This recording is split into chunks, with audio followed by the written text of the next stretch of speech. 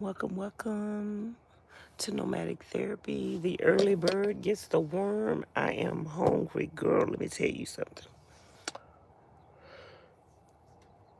Let me tell you something.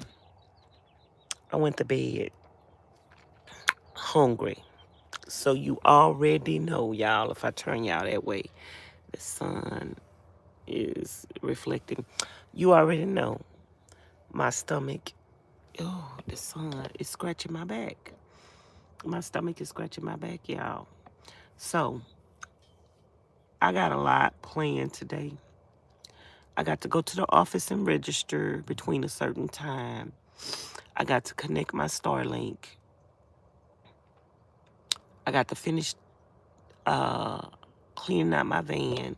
I got to decide if I want to take these crates out of the van and put them up in my tiny house. So I was asking y'all because I was like, I don't know what to call the the little storage. I don't know what to call it. And somebody was like tiny home. Some people was like she shed.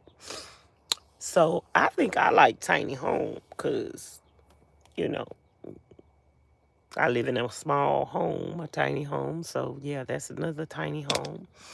So anyway, y'all,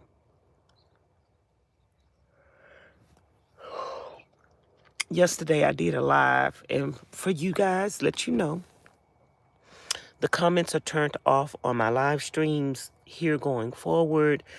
So that way you could just watch me and don't get distracted and whatever I'm talking about. Because usually there are hidden gems and hidden messages within my live streams. So that way there are not any distractions in the live streams or anything like that. So you can let me know that you are watching by giving the video a thumbs up. And you can come to the live stream after it's over with and leave lots of comments on the live stream, letting me know what you thought about the live stream. Please come to the live streams after it's over with. Leave a comment. Let me know you were watching, and leave a comment on specific stuff that was in the live stream that that empowered you, impacted you, or let me know your thoughts. A lot of people liked the video that I did yesterday when I was driving, talking about friendships, relationships, kinships, just all kind of ships, y'all.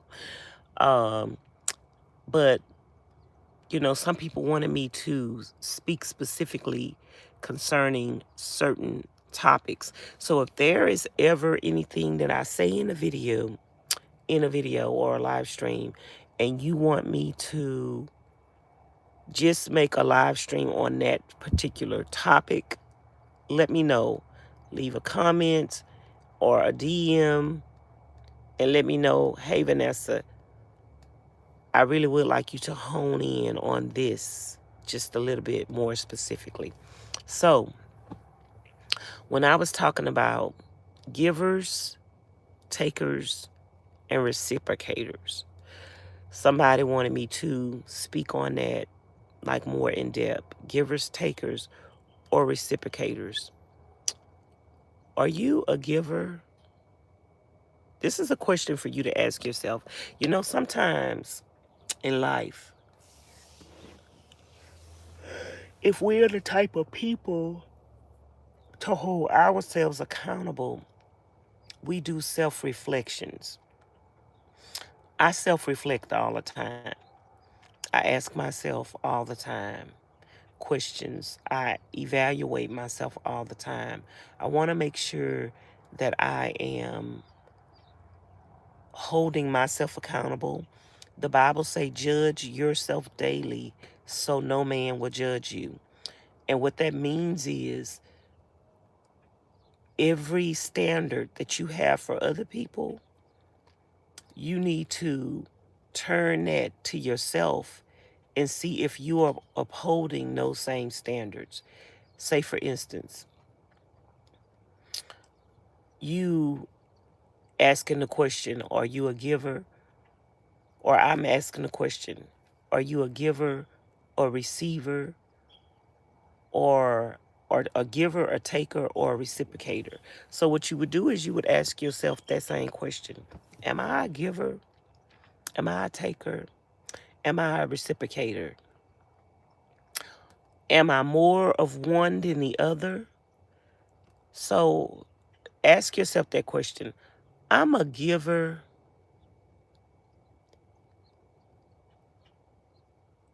and it's hard for me to be a taker. Um, I'm used to giving, and I am learning how to receive things from people. I have a hard time receiving things from people. Uh, a taker to me is more like a person that always expects somebody to give them something instead of offering. And but I'm more of a giver. I look for opportunity to give, to bless. And there are many forms of giving: encouraging people, motivating people. Uh, I give to people physically. I'm always seeing a need. I like to give people things that they're in need of and not necessarily things that they want. Uh, and like, for instance, when I'm with my friends and we going out and eat, I don't like, I very, somebody told me recently that, because I like to kind of, hold on, y'all.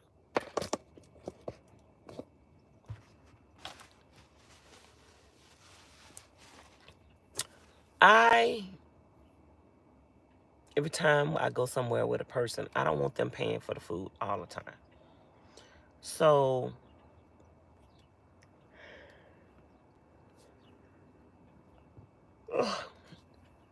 I really don't know how to let people treat me.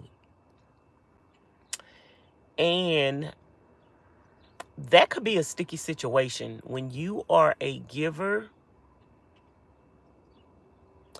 and you don't know how to accept things from people. Then you can't turn around and say that people are users or takers and that they never reciprocate if you don't allow them to give. So I have to find a balance.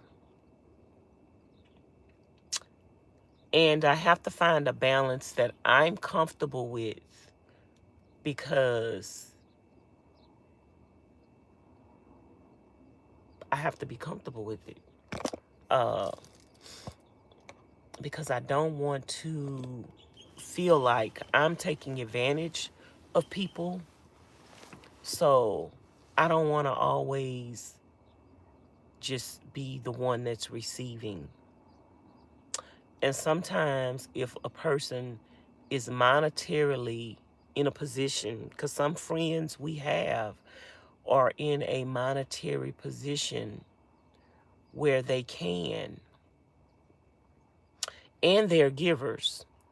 And so you don't want to make your friends that are in a financial position feel like that you're using them just because they can.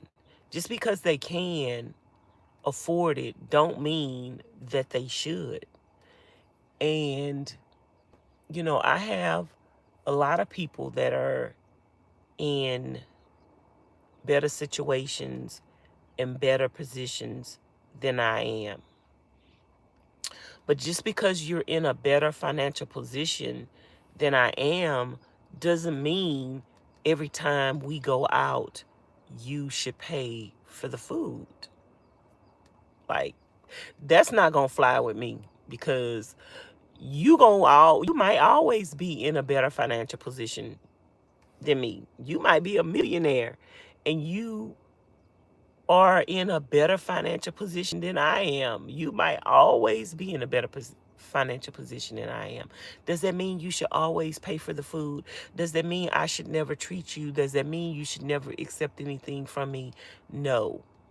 Just because you're in a better financial position than someone else doesn't mean that you should always pay for everything.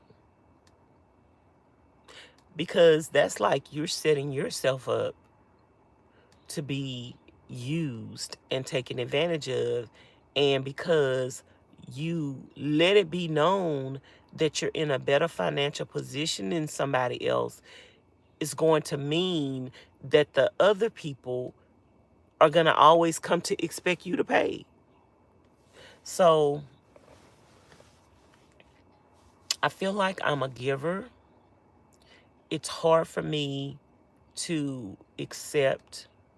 It used to be harder for me to accept, but God had to really show me that, Vanessa, the same way you bless other people, I am going to use people to bless you.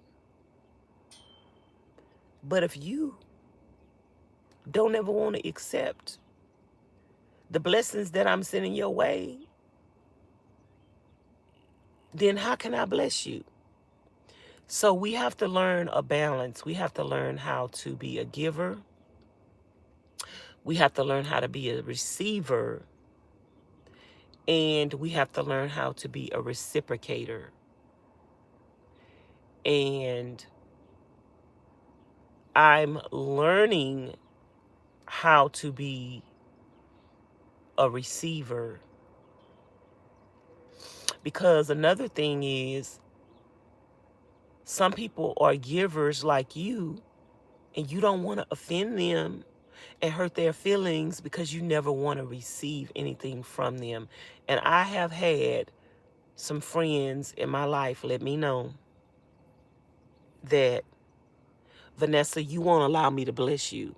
Vanessa, you won't allow me to give to you. Vanessa, you won't allow me to do what I like to do, and that's be a giver as well. So I am a work in progress, and I'm sure we all are. But I think we all should evaluate ourselves. And you know if you're a giver or not. You know if you give more in your life than you receive. And you know whether or not you're a reciprocator. You know whether or not people give to you and you're able to give to them. You know that. So evaluate yourself and know where you stand on that. And just make sure that you are being as equally a good friend to your friends as your friends are to you. And giving is not just about money, it's about time. Like, are your friends always there for you? Are your friends always there to have a shoulder to cry on for you? And do you make yourself available for them in the same ways they make themselves available to you? Like, I'm just trying to give y'all some examples. Like, uh, if your car broke down or you don't have a car and your friend took you to the grocery store, took you to the shopping, took you to the laundromat, took you to doctor's appointments, took you to handle whatever business you had to handle. And then later on, years down the line, you find out that that person's car is broke down, or that person's car got repoed, or that person's car is not working. And you know their car is not working, but did you ever once offer, do you need anything? Do you need me to take you to the grocery store? Do you need to go somewhere? Make yourself available to your friends the same way your friends make themselves available to you. Are your friends always there for you for every problem that you have? Do you even know some friends check on you all the time? They're checking on you. They're calling and checking on you every day. Do you ever pick up the phone and check on your friends to even know if they, some people could say, well, I didn't know she was going through that. The reason why you didn't know she was going through that is because you don't never pick up the phone and check on them. So some people need to work on being a good friend and being a reciprocator. And maybe you don't know. I think it's a lot of people that are oblivious to what a good friend is.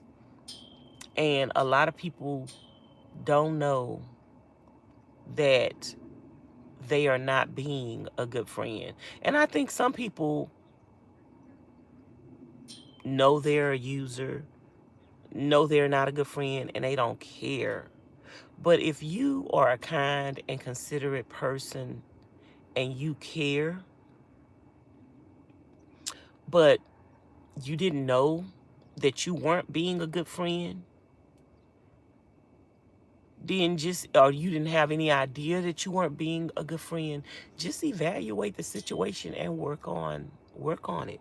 Like, work on it, work on changing, work on checking in with your friends. I am good at keeping myself accountable, and we all have to learn how to keep ourselves accountable in all areas of our lives. I am good at asking myself, like, sometimes I'll think about a person and I'll be like, oh, have I called that person? Have I checked on that person? Sometimes I get busy in my schedule and I can't call and check on everybody. But at some point, I will say, let me make time to call and check on this person. Now, some people who have a busy life,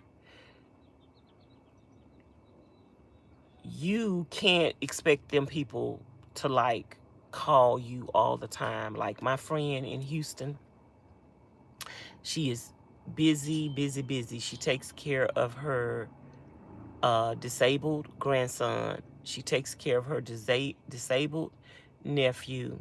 She also has other friends that are disabled that she helps out. And she has a lot on her plate. I know that she can't call me every day or every other day or 2 times a day and check on me.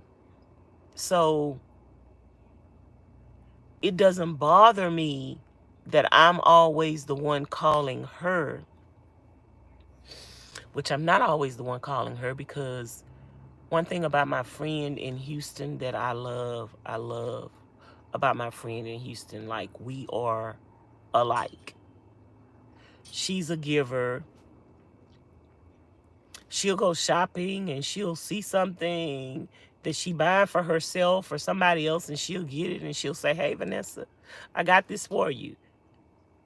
It could be clothes, it could be meat. Like when I was doing the carnivore diet, she bought this meat. She turned me on to this beef. She was like, Vanessa, I want you to try this meat. And She's always, every time she go to get something to eat, she's always bringing me something back. And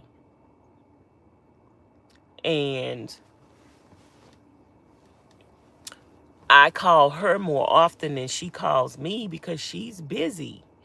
But she'll call me. She watches my YouTube videos on the big screen on the TV. And, I know that my friend is a friend. Like, in situations where, like, she's a good friend. In situations where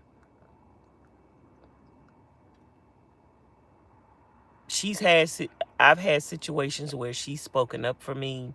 She looked out for me. So I know that that's a friendship where it's a give and take. We both give, we both take. I don't overtake from her. She don't overtake from me. I'm not the only one calling. She calls me too. I just call her more than she calls me because, I'm checking up on my friend. Even though I'm in another state, I'm going to check up on my friend, what y'all doing, blah, blah, this, blah, blah, that.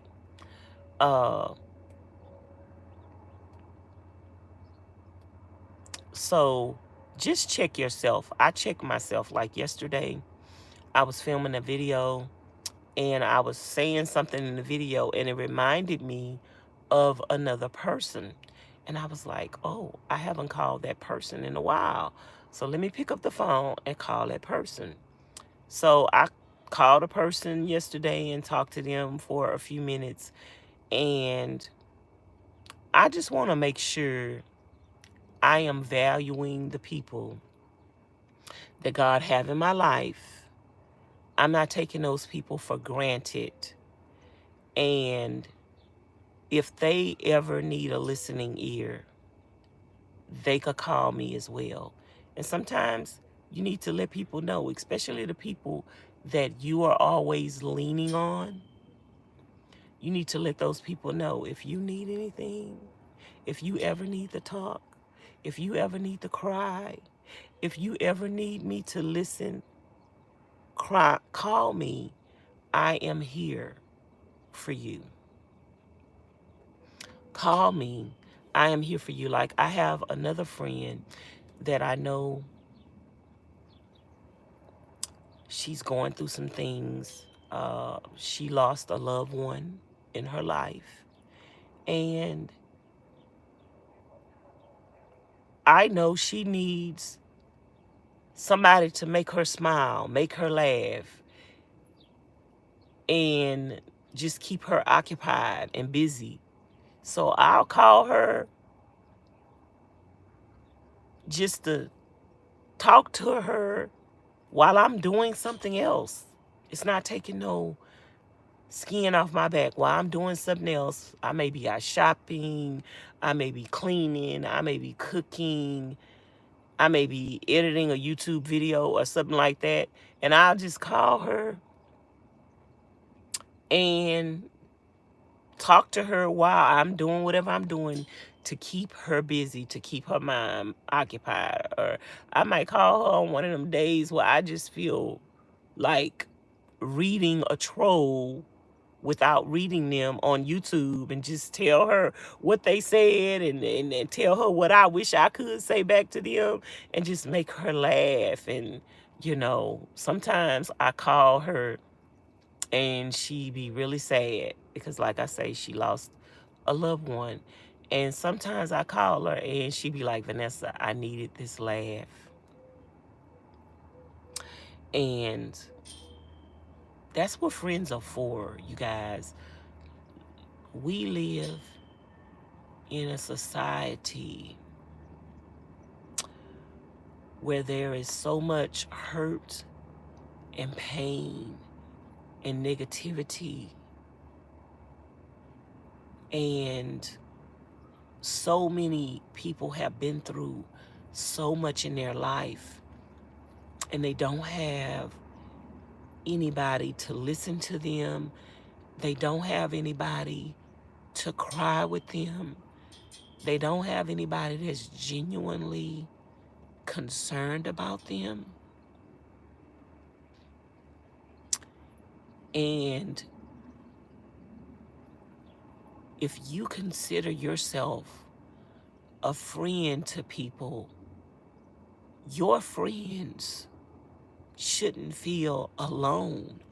Your friends shouldn't feel like they don't have anybody to talk to. Your friends shouldn't feel like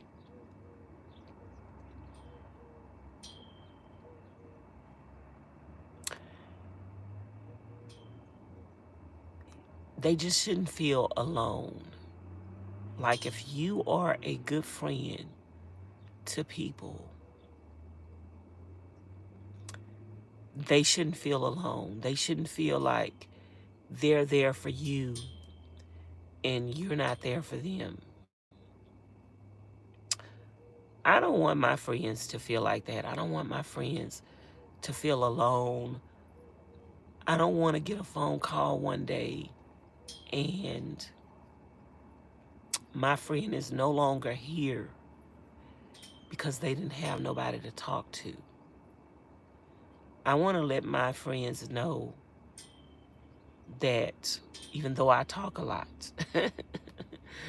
I want to let my friends know that I'm a good listener.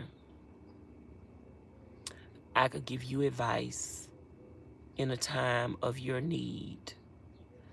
I can pray for you. I can encourage you. I can motivate you. I can help you in any way that I am able to help you. I tell a lot of my friends, I'm not financially able to help you, but when it comes to helping you physically do something, when it comes to cooking, when it comes to cleaning, when it comes to reorganizing, when it comes to encouraging you, motivating you, praying for you, I ain't got nothing but time on my hand. So I can help you with those things. You know, some of my friends might help me monetarily or might pay for a meal or might give me money, and I can turn around and help them with my time. Like when Miss Mary was where she was at and she needed work done on her van, I tried to help her with anything that I could physically help her with. Uh, I don't have no money to help nobody with. But that don't mean just because I don't have a lot of money don't mean sometimes I can't pay for a meal. I do pay for a meal every now and then. Uh, and I'm not gonna let anybody pay for my food all the time. Uh, but be there for your friends, you guys. If you, a friend in need, is a friend indeed. Just like you're a friend and you in need, turn around and be a friend. Don't just let your friends be a friend to you. Turn around and be a friend to them. You know, I have had people in the past.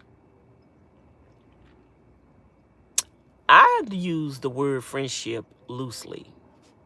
Like, everybody ain't my friend.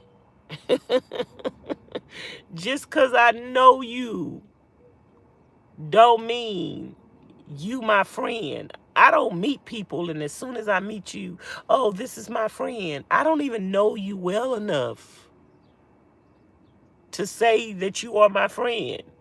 I got to get to know you before I could say you are a friend. Just because I know you don't mean you're a friend.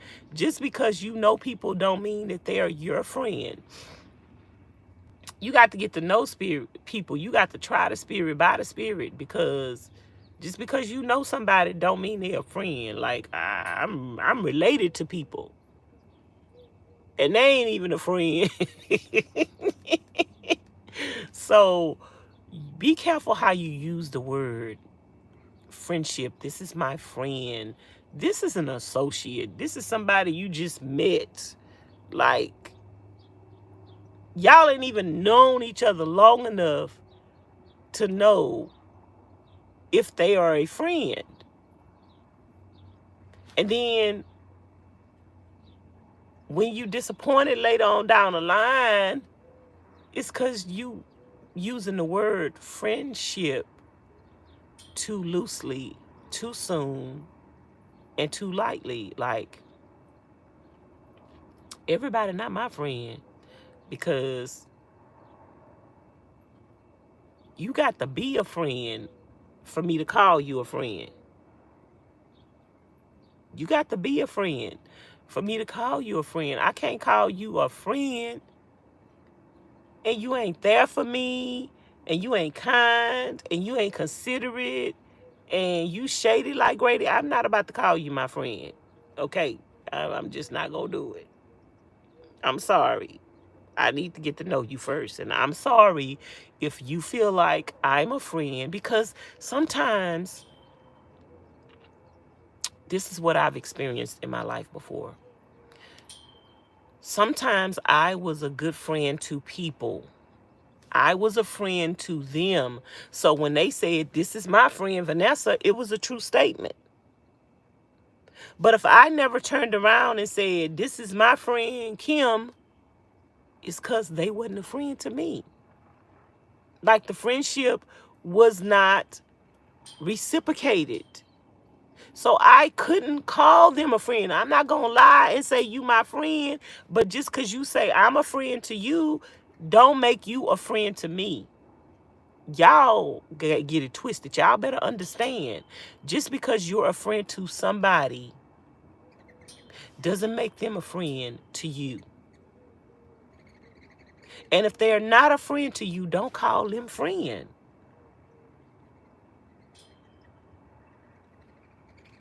Just, I mean, how do you introduce somebody without saying, that's not my friend? Oh, her name is Kim.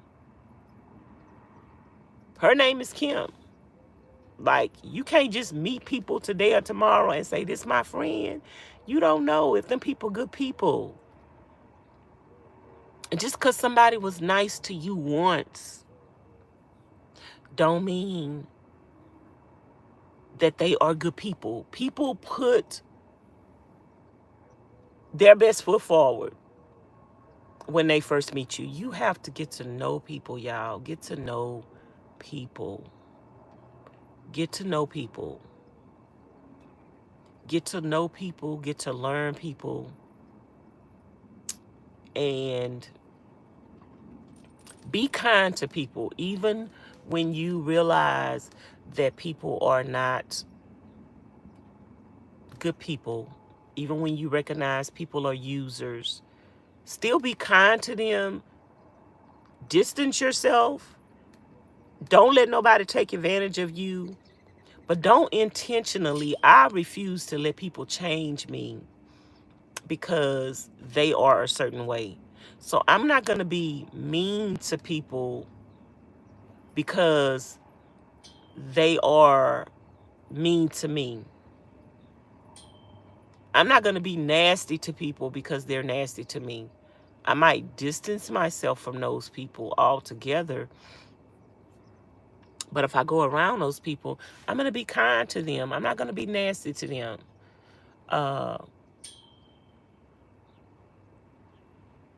But anyway, somebody wanted me to talk about givers, takers, and reciprocators. Be a giver. It's nothing wrong with being a taker, because they say it's better to give than to receive. Just make sure that you're giving just as much as you're receiving. Don't just be a taker. Don't just be that person that everybody gives to you and you never give back. You never check on them. You never call them. You never treat them to a meal. They're always treating you to a meal. You never listen to them. You never have any advice for them. You never know what's going on in their life because you never call them to check on them. You know, just be a good friend. Be a good friend. Be a good spouse. Be a good wife. Be a good husband. You know, sometimes men have a tendency not to be a good spouse because they think they're the man and they're the head of the household and they're the provider. They think if they monetarily take care of a house, that's where their responsibilities end. They're not a good listener. They're not a consoler. They're not affectionate. They think, sometimes men think sex is being affectionate.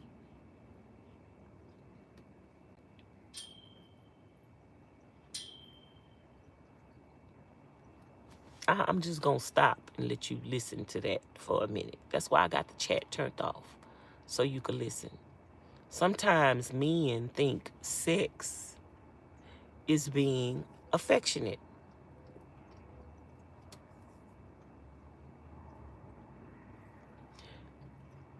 Mm.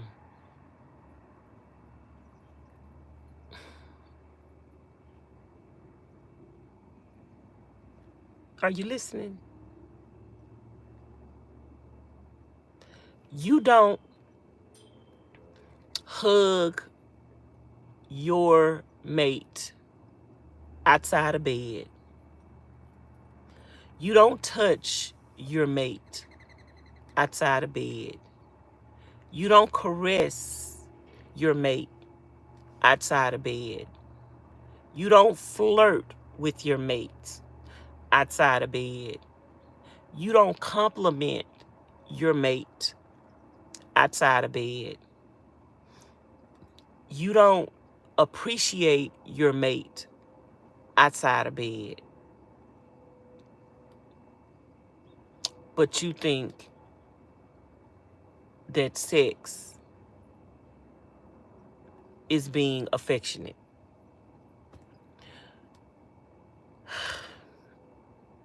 It's just a routine, sir. It's just a wham, bam, thank you, ma'am. Whether you married or not, if you don't show affection to your spouse outside of bed, if you don't compliment your spouse outside of bed, if you don't let your spouse know you appreciate them outside of bed, if you don't give gifts to your spouse outside of bed, like, it's amazing to me how people can be so nice. I've known people like this in my life. They could be so nice to strangers. They'll go out of their way to strangers. They'll buy stuff for strangers. They'll go to the store for strangers. They'll compliment strangers. Oh, you look nice today. You look beautiful today. How many of y'all men telling the coworker, oh, you look beautiful. Oh, I like your hair. Oh, those are some nice shoes. But you see your wife every day and you don't say, baby, you look beautiful. Baby, I like that dress. Baby, thank you for dinner. Baby, thank you for everything you do for the family. The house is clean. You got a wife to stay at home and you don't think that she deserves a compliment because that's her responsibility. And vice versa, ladies. Sometimes we don't show appreciation to our husbands because that's his responsibility. He's supposed to go out and work. Like, when he go get his hair cut, girl, I love a man that's clean cut and shaven. When he first get his hair cut, baby, he gonna know that I noticed that he first got his. Girl, I like to rub my hand up against that hair grain when he get a. Ooh, baby, I be, girl. Ooh, ooh.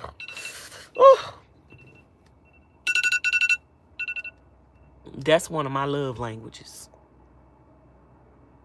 When a man get a fresh haircut, ooh, child.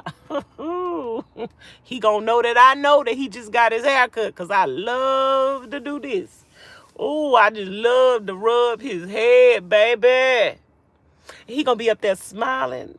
Oh, she noticed I got a haircut. Do you let your man know that you appreciate him? Thank you, baby, for, you just want the man to bring home the check and to pay the bills. Do you let him know? Because some men's lives, let's be honest, some men's lives just consist of going to work, coming home, going to work, coming home. Do you thank your husband for being a good provider? Do you give him a massage, a facial? Do you pick those hairs out of his face? Do you trim the hairs out of his nose? Listen, ladies, your man and how he look is a reflection of how much you love him. Do you let your man go out the house with wrinkled clothes? Do you let your man go out the house looking any kind of way?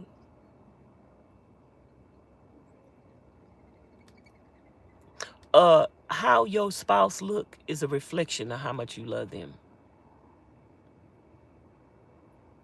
Like, how I look is a reflection of how much I love myself. I know it don't look like I love myself that much. Because I don't be caring how I look. But I do love myself. But if I had a man, baby, every man I ever had, he was loved. He was massaged. He was fed well. His physical needs were met. Anything he did, I helped him with.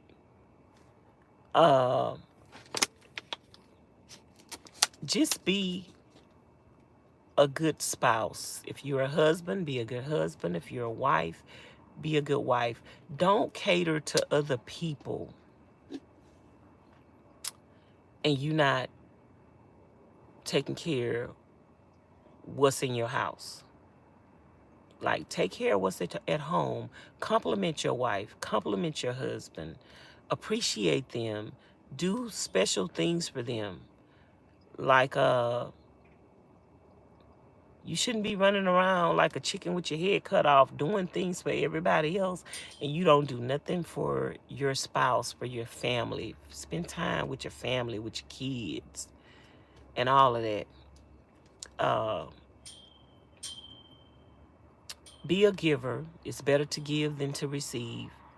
Because one thing I've learned from giving is I am blessed and I am highly favored. Even God has blessed me with a gift that keeps on giving.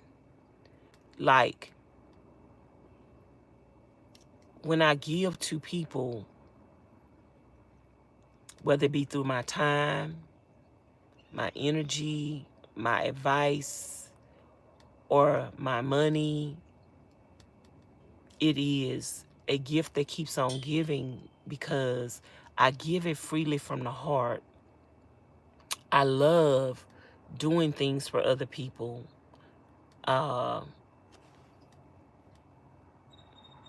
And I would never be without. God will always provide for me because I look for ways to bless other people. So if you want to know, like one of my friends tell me all the time, Vanessa, you are the luckiest woman. One of my friends say, Vanessa, you are the luckiest person I've ever known. And I let them know I'm not lucky, I'm blessed. But the reason why they say I'm a lucky person is because God is always blessing me. And that's because I am a giver. And that's because I give from the heart. And that's because when I give, I do not expect anything back in return. There are a lot of people who do give. Now, a lot of you are going to say, I'm a giver. I'm a giver too. I'm a giver too. And yes, you do give. But you give expecting something back in return. Like a lot of people, they do give. And they do pay for food when people go out with them. They pay for food. But then they'll pay for the food. And then next time they'll say, it's your turn. Like I knew this lady, and she was selfish. She was married, and she was selfish. She would never buy anything for her husband. She bought a lot of stuff for her husband, but she never bought anything for her husband without telling him, I bought this for you. Here's the receipt. I want my money back. I knew this lady personally. I sat there and watched her for years. Every time she bought something for her husband, she said, oh, I went shopping for you today, baby. Here's the receipt. I want my money back. And I'm like, that man, he was a good provider. He was a good provider. He took care. She didn't pay no bills. No bills. They got 3 kids, 2 cars. No, 3 kids, 3 cars, a house. All the bills he paid for. And she worked. But her money was her money. And his money was her money. And ain't no way when I buy something for my husband, a shirt, some pants, or shoes, I'm going to tell that man, you got to give me the money back. And he paying all the bills. Girl. When he start cheating on you, don't wonder why. Because he going to find a woman who know how to be a giver and not just a taker. Like, it don't make no sense. And then some of these men out here working hard. Some of them got 2 jobs.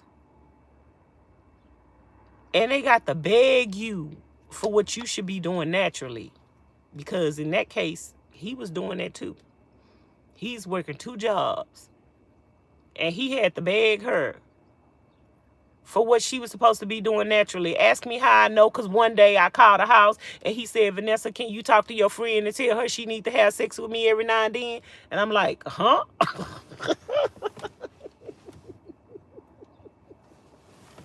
I'm like, hello, sir. Why are you telling me this? He was like, but you know what? It was like awkward that he did that, but I appreciated the conversation, because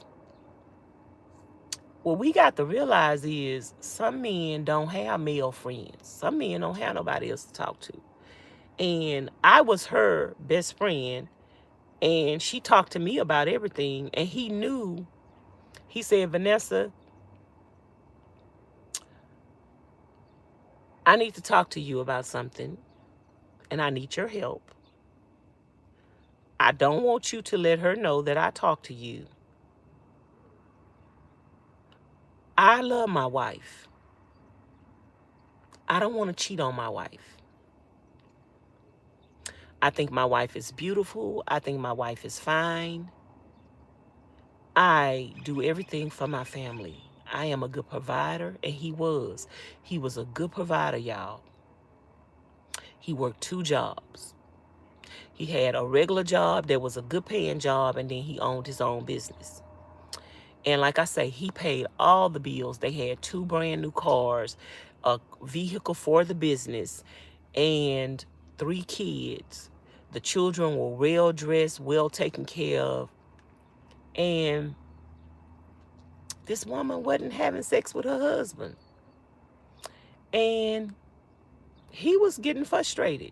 And the job that he worked in, when a man own his own business, y'all, I'm going to just tell y'all this. When a man own his own business, it is so much potential for him to cheat and to have mistresses, especially when his business caters to a lot of women, like mechanics, yard men, maintenance men, contractors. Most of the customers gonna be women. A lot of women don't want to pay full price for the service. So what's the first thing they gonna offer your husband, your man that own his own business? They gonna come to the door butt naked. I know several people that own their own businesses, men that own their own businesses, and they are approached daily by their customers, women, to get cheaper service. And he told me, he said, Vanessa, my wife is not having intercourse with me. I work for myself every day. I go to a lady's house. He say she come to the door butt naked, knowing I was on my way to cut her grass, to do her yard, to do her plumbing, or whatever it was. She come to the door butt naked. He said, I resisted, and I've never cheated on my wife. He said, but how long do you think I'm going to be deprived of sex in my marriage, and these women keep coming to this door butt naked, and I'm going to be able to turn them down?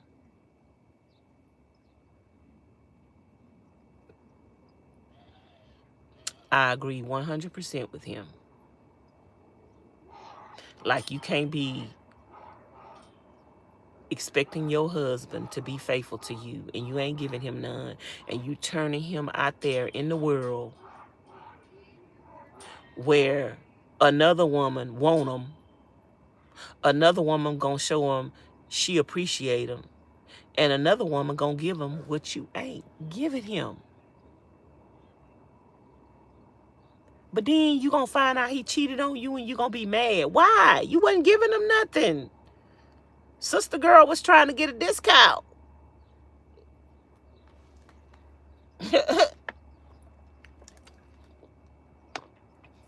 I appreciated that man coming to me and telling me that, because that meant he loved his wife. That meant he reaching out to her friend and saying, friend, can you talk to your friend and let her know that I need some? No woman should have to tell you that your husband needs some. Like, women, I think, now this is just my opinion, women. I love y'all. I'm a woman too. I think when a woman withholds intercourse from her husband to prove a point, because she mad, because she wants something, and he ain't giving her something she wants, so she ain't gonna have sex with him, I think that is dirty. I think that's evil. I think it's wicked. And no wonder you ain't getting what you need. Because, baby, if you withhold an intercourse, you ain't gonna never get what you need. I'm just saying.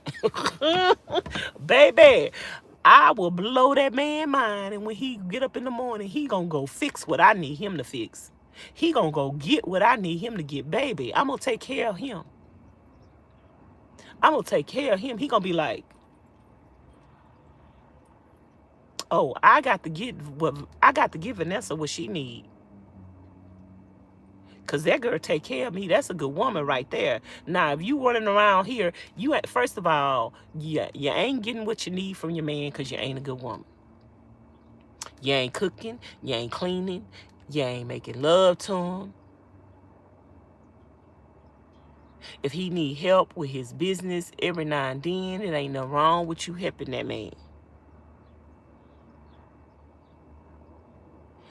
You ain't getting what you need because you ain't providing what he need. Just cause, the Bible say a man that finds a wife finds a good thing. Just because you a woman don't make you a wife. I'm gonna take a drink, okay? I came on here to cook breakfast, but I'm trying to get y'all some. Just because you're a woman don't mean you're a wife. The Bible say a man that finds a wife finds a good thing. Not every woman is a wife. What does it entail to be a wife? The Bible say that a wife is a helpmate. Is you helping the man? Is you benefiting them? Is you making it? The Bible says that, I got to tell y'all what the words say, y'all. This is not my personal feelings, even though this is my personal feelings. It's based on the word. The Bible says a cantankerous woman can make the man go to it's better for him to dwell on the top of the roof than to be in a house with her. Is some of y'all making a man not even want to come home? Some of y'all making a man, like I knew this woman, she couldn't cook worth a darn. The man had gained so much weight eating out because he would eat out before he go home because he didn't want to eat the nasty food she was cooking. You at home, you ain't got nothing but time on your hand. You better go and look up some recipes and learn how to cook, girl. You better go learn how to cook and don't be just throwing no slop together, and just because you threw some slop together, you say it's a meal. No, go learn how to cook. You've been married for 15, 20 years and you don't know how to cook yet. The only person shouldn't know how to cook should be in their 20s. You should not be in your 30s and your 40s and your 50s and you don't know how to cook. You call cooking warming up something. Girl, you lazy.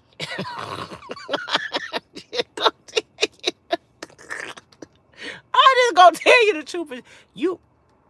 Like, I knew this woman, y'all, she stayed at home. This is a true story, y'all. I'm telling y'all. I mean, I'm just telling y'all the truth. I'm sorry if this pertains to some of y'all. Yeah, I don't know y'all people in real life, y'all. Just subscribers to the channel. I don't know you in real life, so I can't be talking about you. But if it pertains to you, this is what I always say. Somebody saying, is you talking about me? If you think I'm talking about you, then I'm talking about you. Because if you think I'm talking about you, that means you guilty. That means something. Just go and say ouch.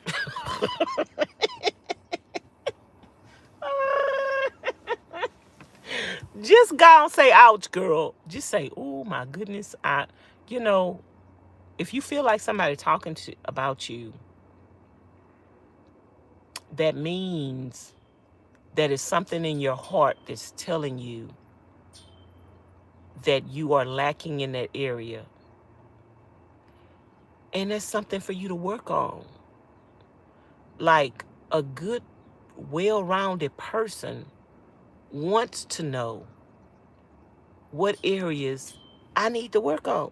I want to know where I'm not perfect, y'all, but I am pretty close to it. I'm pretty close to it because I'm a good woman. Like, I had a guy tell me before, Vanessa, do you know any other women like you?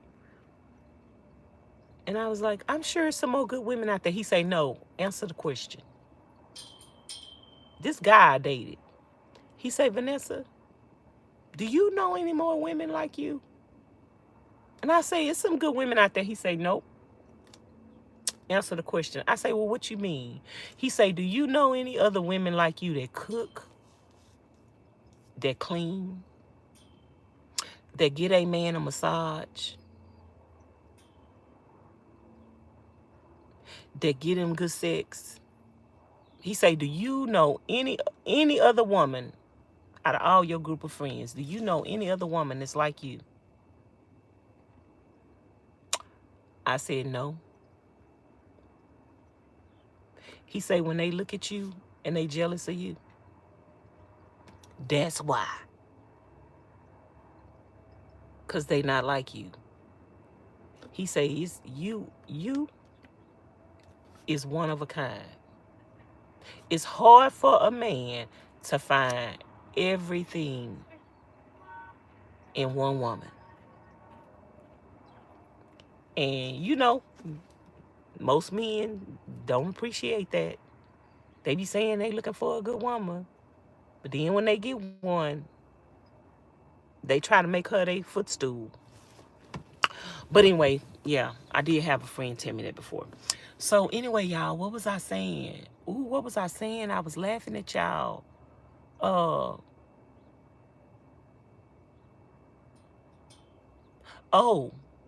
I knew this woman that stayed at home. She was a stay-at-home mom. Her husband worked and provided for the house. She couldn't cook. Her food was slop. Her husband told her, I'm not eating this slop. Her house was filthy. It wasn't just dirty. It was filthy. It was nasty. It was disgusting. Pee on the toilet. Pee on the floor. Floors dirty. Dishes in the sink. Clothes piled up, stacked up. House ain't clean. Grass ain't cut. Just nothing about womanhood. Like, how can you stay at home and you don't know how to cook, you don't clean, your children nasty? Like, what is you doing? You ain't no helpmate. You is a liability.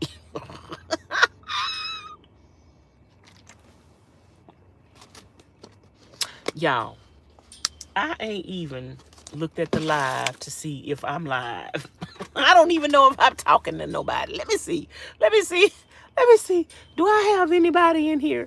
Oh, I got 70. Ooh, I'm talking to somebody. I got 75 people in the house and 47 thumbs up. Only 47 thumbs up. Now, if I'm speaking the truth, thumbs up the video.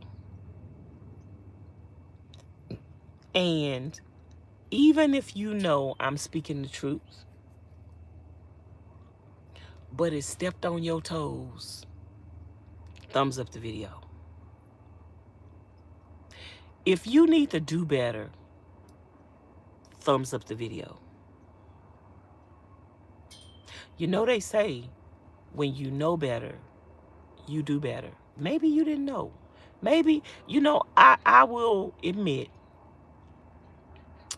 that some women are not good women because nobody taught them what a good woman was supposed to be. Unfortunately, or fortunately, some women are good women and nobody taught them. Nobody taught me how to be a good woman. My mama didn't teach me these things. That's just in me to just be a nurturer, a caterer, a helper, a lover, just an all-around good woman. It's just in me. They come naturally. I don't go out of my way to do these things. They come naturally. That's why a lot of women get jealous of me, because the things that I do naturally. And they don't know how to do things naturally because it just don't come natural for them. But practice makes perfect. If you're not good at something, but you know it's something that you need to do, practice it, you know, practice being a good mother. If you're not good at cooking, practice one recipe over and over and over again till you get it right. Practice. Just don't throw stuff and slap stuff on a plate and say, I cook for my family. No. You know, I had a woman jealous of me because I could cook. Her family didn't eat her cooking, didn't like her cooking, but everything I cooked that they told her, like one of her children said, I don't eat spaghetti. One of her other children say, I don't eat oatmeal. One of her other children say, I don't eat grits. But when I cooked oatmeal, the child that said I didn't eat oatmeal ate it. When I cooked spaghetti, the child that said they didn't eat spaghetti ate it. Came back and asked for seconds. The child that didn't like grits, when I cooked grits, ate it. Came back for seconds. So one day she asked them, I thought you said you don't like spaghetti. They say, but I like Vanessa spaghetti. Then the other child, I thought you said you don't like oatmeal. I like Vanessa oatmeal. I thought you said you didn't like grits. I like Vanessa grits. So she asked her, why you like her cooking, but you don't like my cooking? They say, because she seasoned her food. She don't just throw nothing together. And one of her children, one day she asked one of her children, true story, y'all, I'm not making it up. One day she asked one of her children, why you like Vanessa cooking and you don't like my cooking? Or why you eat Vanessa cooking? Because one of her children wouldn't even eat her cooking. And the child told them, because Vanessa seasoned her food and Vanessa take her time and she cook. True story. Just because somebody don't like something, when somebody say, I don't like spaghetti, I don't like liver, I don't like onions, I don't like this, you know, some of y'all don't like certain things because y'all didn't eat it cook right the first time. I'm just going to tell the truth and shame the devil. Whatever it is you say you don't like, try it again by somebody who know how to cook it. Because them people could have scarred you for life. They could have scarred you.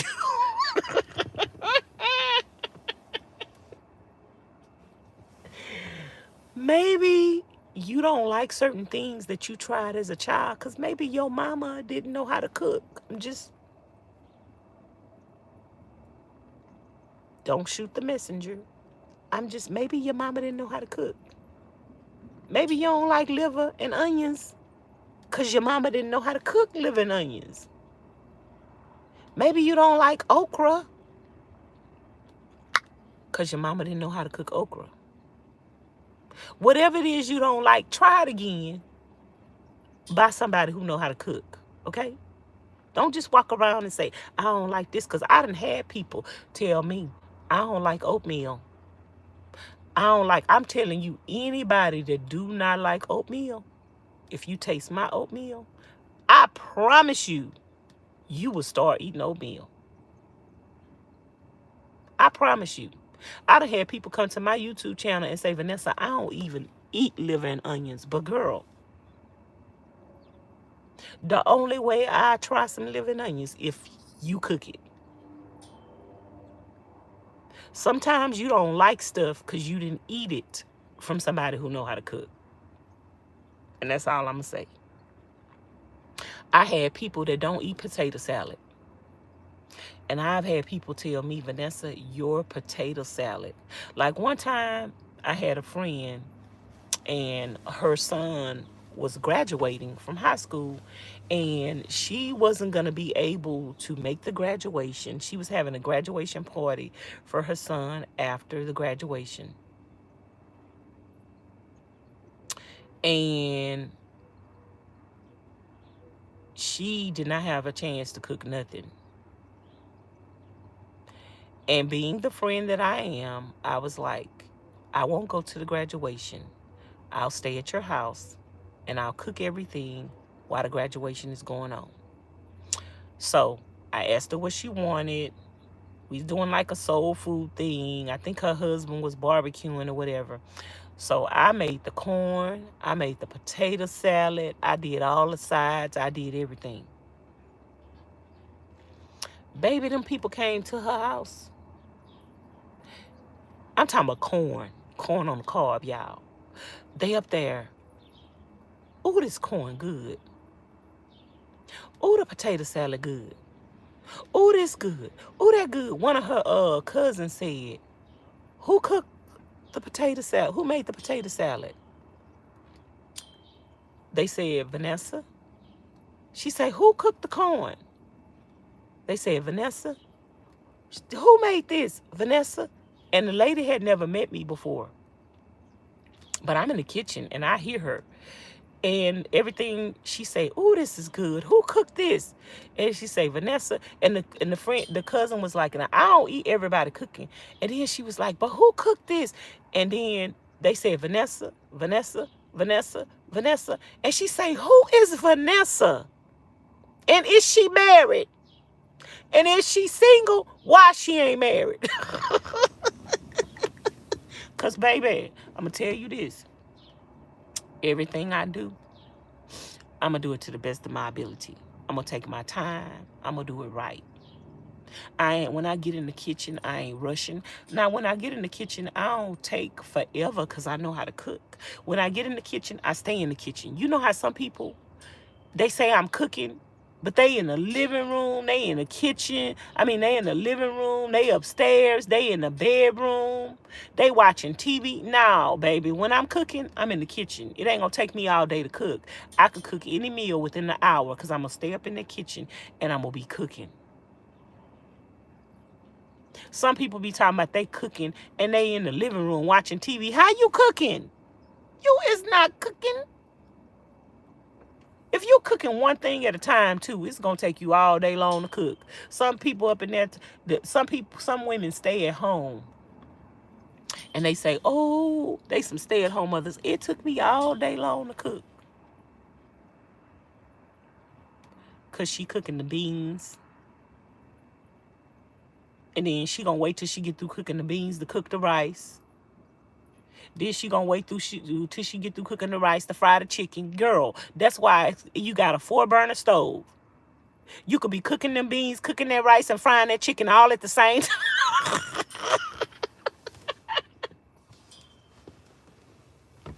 Oh, oh, oh. Some people don't know how to multitask, y'all.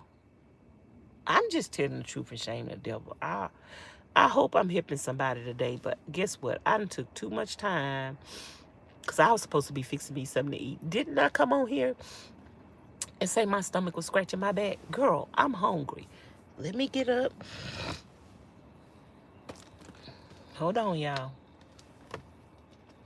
I'm still taking my echinacea to get really any congestion. Yeah, I didn't sleep too good last night.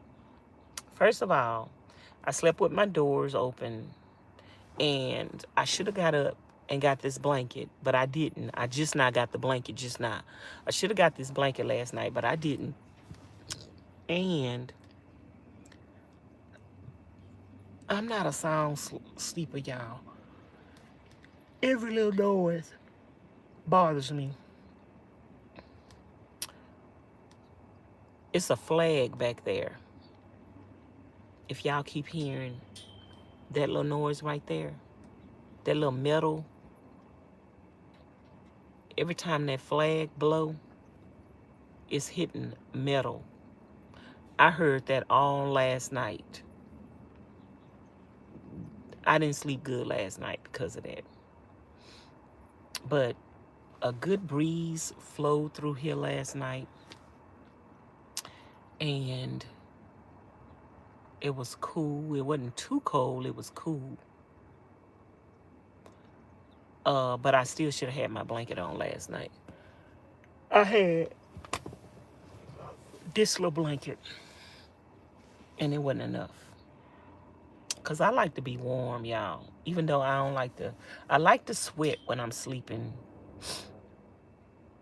but I don't want it to be stuffy. So this is why I wanted to come somewhere where I could open my doors and sleep with my doors open at night.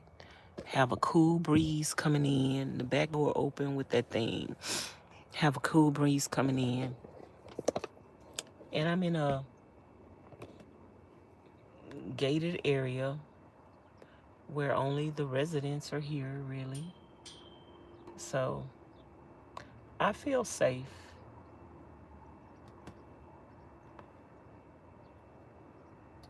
That person got on a jacket and a hat. Is it that cold out there? It's not that cold out there. They got on a jacket and a hat. So anyway, y'all, let me get my butt up. Let me get my little butt out of bed. How are my nutty buddies doing today? I hope y'all enjoyed this conversation, and if it's anything that I talked about that you want me to expound on more, leave it in the comments bar below, so I can have that conversation with you guys tomorrow or the next day or the next day. Like I said, if you come to my live chats and you can't comment, you're not blocked. You're not blocked. The chat will. Some of y'all might be blocked. The chat is turned off where nobody could comment. You could just listen. But after the live stream is over with, you can come and leave a comment on the video and let me know your thoughts about the video. If you want to support the channel, all my information is in the description box below. My Cash App, my PayPal, my Amazon wishlist, and my mailing address. My Cash App is all lowercase, Vanessa, VANESSA show. That's my Cash App. Put the $ in front of it, and my PayPal and everything is in the description box below. My Amazon wish list is in the description box below as well. Don't send me anything right now, you guys. I need to update the address to where anything off my Amazon wish list will come to this address. So give me a couple of days for me to update that.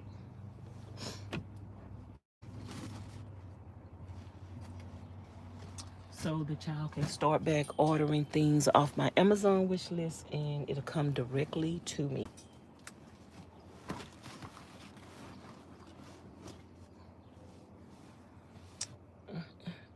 So now that I am in a place where I can sit still and just get myself together, last night I was like, oh, my van is empty.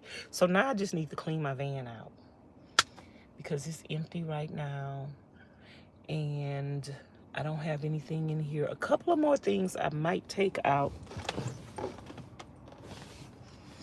and put in a tiny home. I might take out and put in a tiny home. I took me a shower last night, y'all. The water didn't get like hot. But the water did get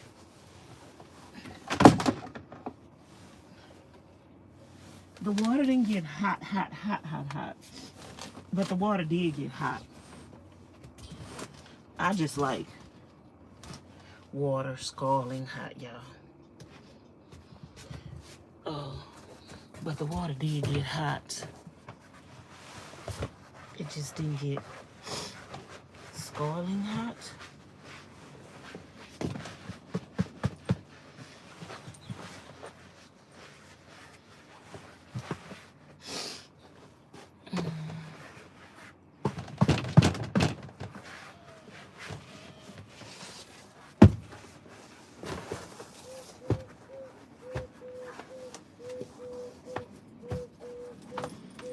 It is a little chilly out there and a little windy.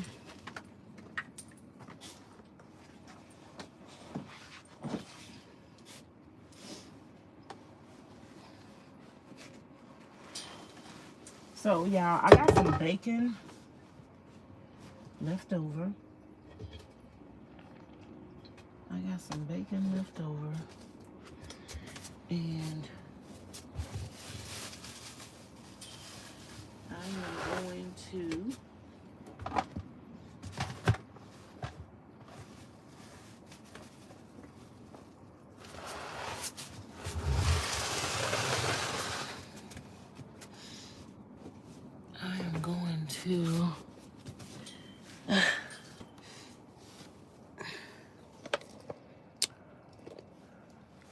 I got to figure out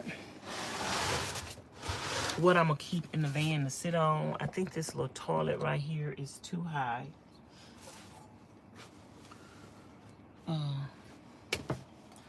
Yeah, it's a little chilly today. I think I need to put on some clothes, and I think this seat is too high. So I need to see if I'm gonna keep one of the stools in here. Let me see what I'm gonna wear today, y'all. It is a little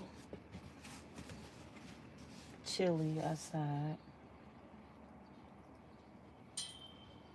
Just a little windy. Do you want to wear just a little windy? Just a little something. What do I want to wear?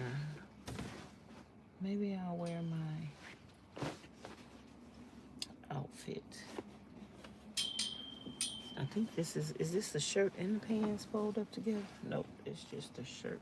Oh, yes, it is. The shorts and the shirt together. Together.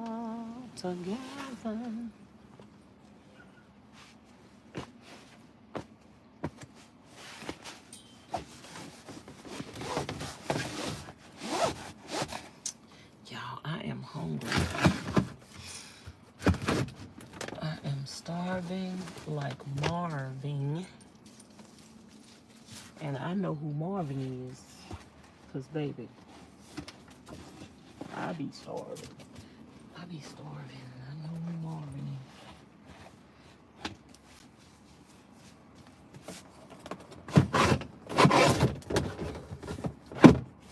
I knows who Marvin is. Let me close this curtain right here so I could get dressed. And I hope ain't nobody back there watching me. Let me see. Is anybody back there? They can't really see in here, but if they got some binoculars, they can. Let me get dressed, y'all. It's a little chilly out there, but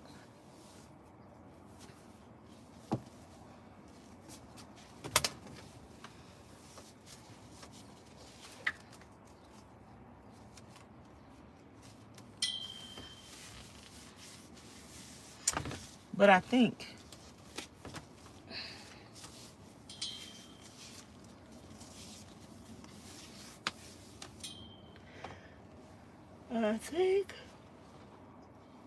it's not too cold. I'm probably put on me some tennis shoes today. I don't know what tennis shoes I could wear with this.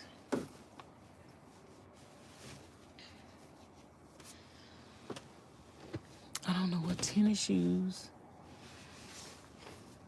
I can wear with this. Give me a minute.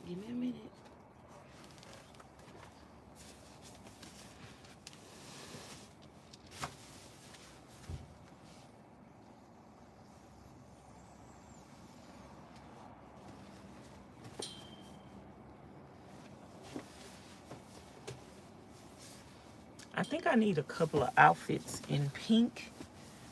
I have these pink tennis shoes that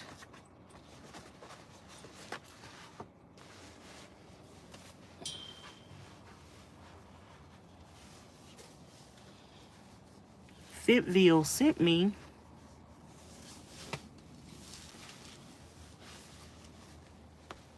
And I haven't had a chance to wear them yet. So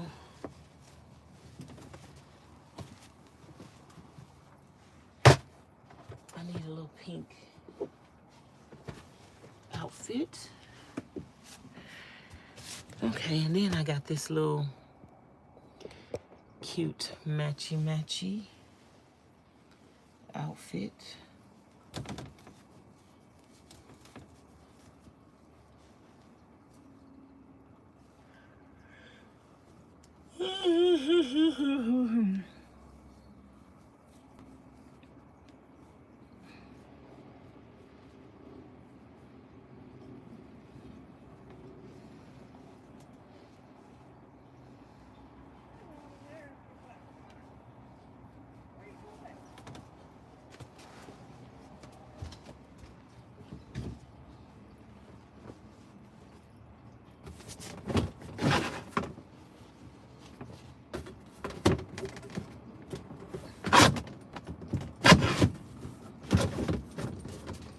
Now, what's the temperature? It's saying it's 69 degrees inside the van.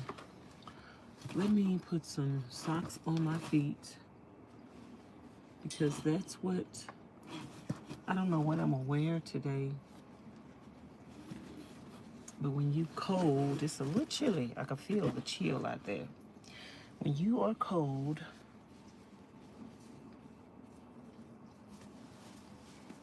it's either your head or your feet. It's time for a manicure. I mean a pedicure, so it's time for a self-care day. Oh, my toenails are just so uneven stuff. So it's time for a pedicure.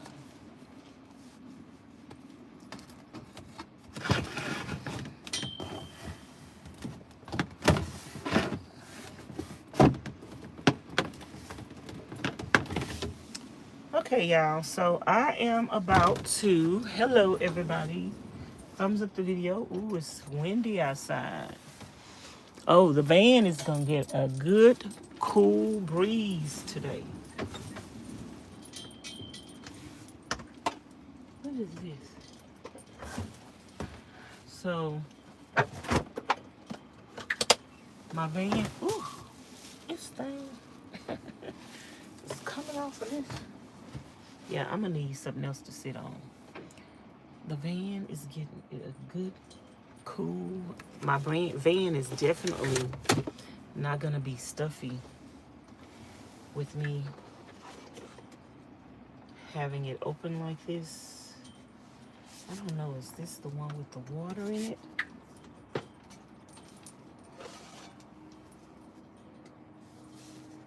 Which one is soap? Do I have one that's soap or are these both water? Let me see. Is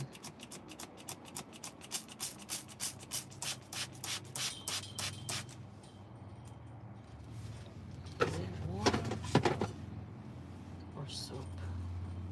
I want soap.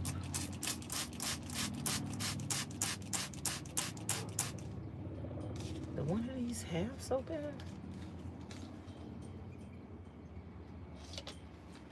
I don't know if one of these have soap in them.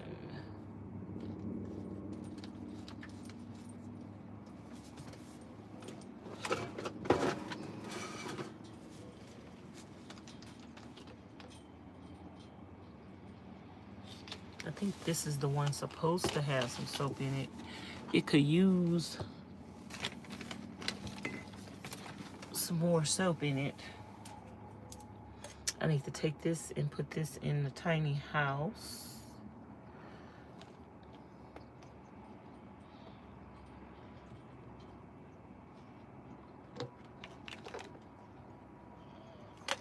some people was telling me to take the stove out of the van. My stove can come out, y'all. I was talking to a couple of people, and they were saying take the stove out the van and put it in the inside. Girl, I am not going through all that. I could take it out, but I'm not doing it. Now, I will try to find something else. I could find something else.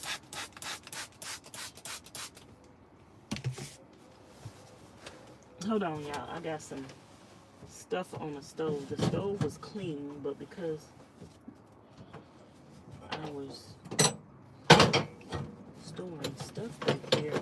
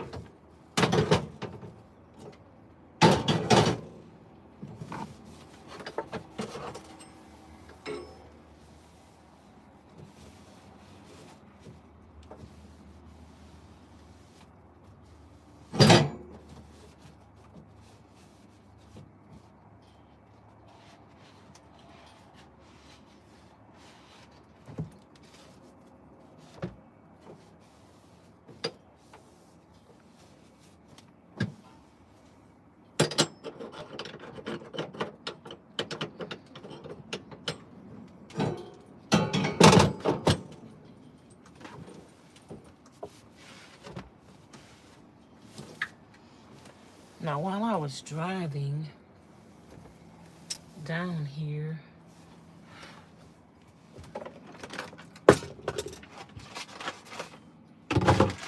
my refrigerator shifted a little bit, and on the side of it, I could see where it's got a lot of buildup of food, and that is just really yucky. That is really yucky.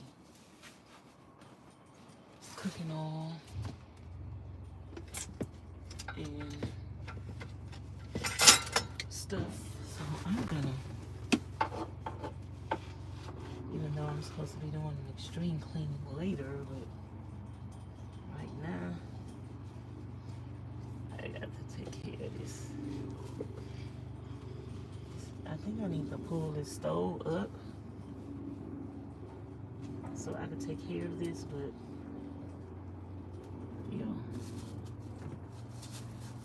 I don't need to do this right now, but I'm doing it. I'm gonna do it a little bit, but I ain't gonna be able to get behind the whole refrigerator.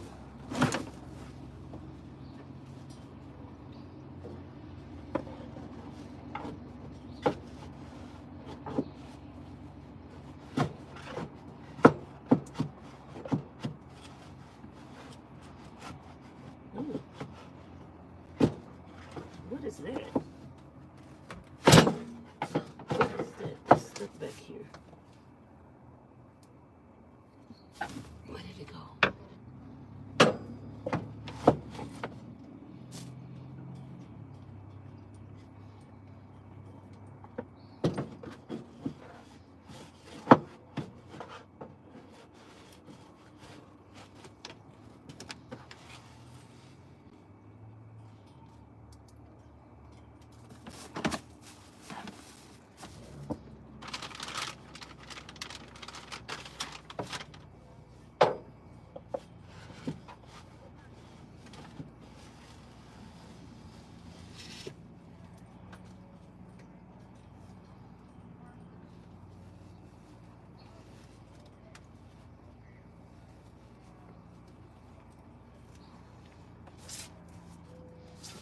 Say I got a buildup of cooking oil and grease back here. I'm gonna have to go get my water.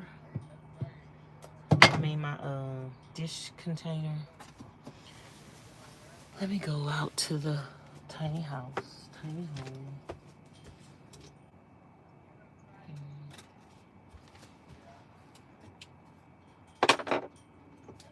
Sometimes I get sidetracked.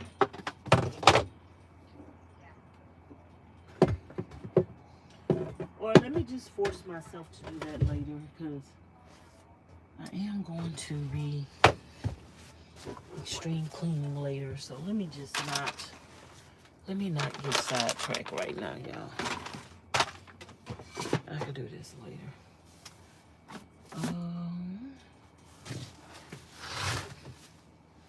I'm gonna cook breakfast. I'm gonna warm up some bacon. I have bacon. And I need to go to the grocery store. I'm probably gonna go to the grocery store tomorrow or Wednesday. I'm probably gonna food prep. Let me just...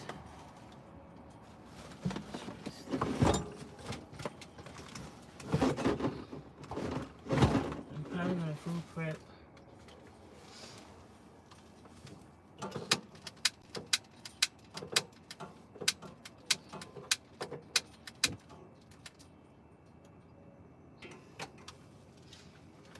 Soon. I still want to food prep, even though I'm sitting in the place still. I don't want to be cooking every single day.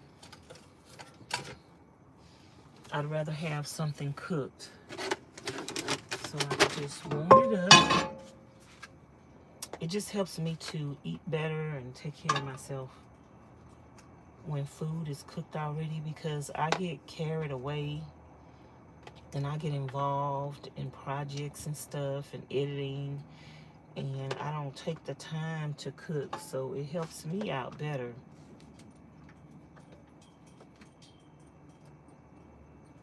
When the food is cooked.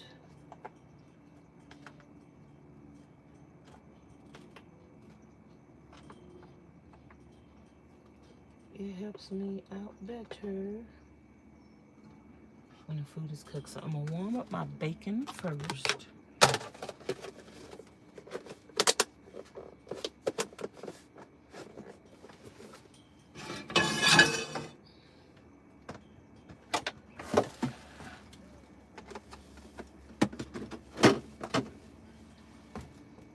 I'm gonna warm up my bacon.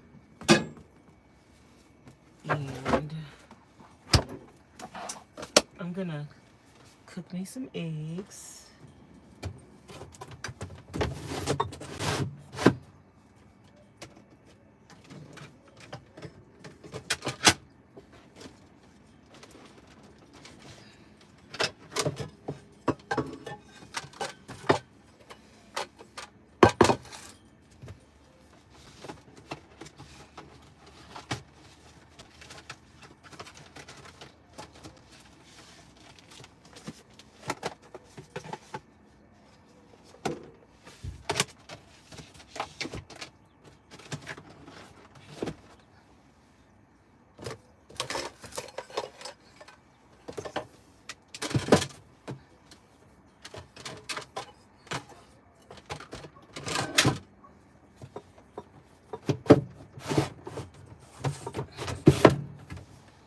And y'all know my pots and pans are right here where I could just grab something.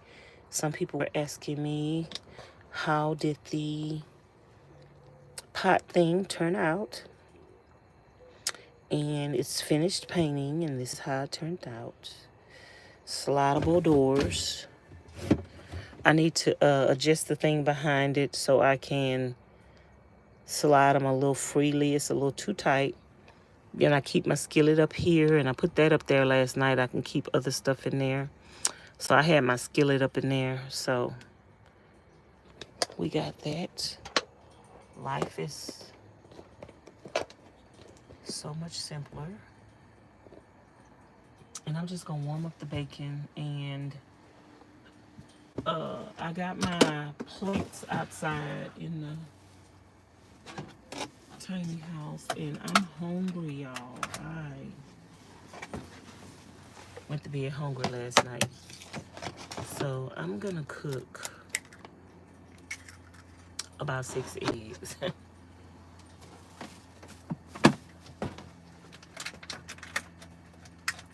gonna cook.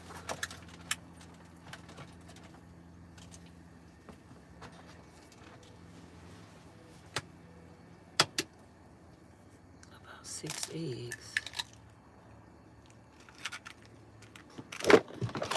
Oops. Hold on here. I'm trying not to.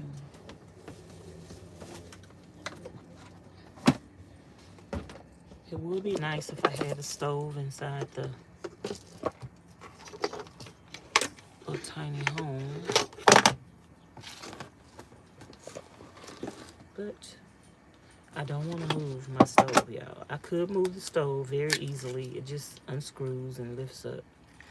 Unhook the propane, but it probably take me about, well, to unscrew the screws and everything, it'll take me less than 20 minutes to do it, but no, I ain't doing that. I just don't want to. I just don't want to. Because when I get ready to drive away in my van and go to the BLM land or whatever, I don't want to have to put nothing back up in here. I just like my stove being like this. I could buy me another little separate camp stove if I want to. 2, 4. We need 1 more egg to make 6. Ooh-hoo. Ooh-hoo. So we got 6 eggs.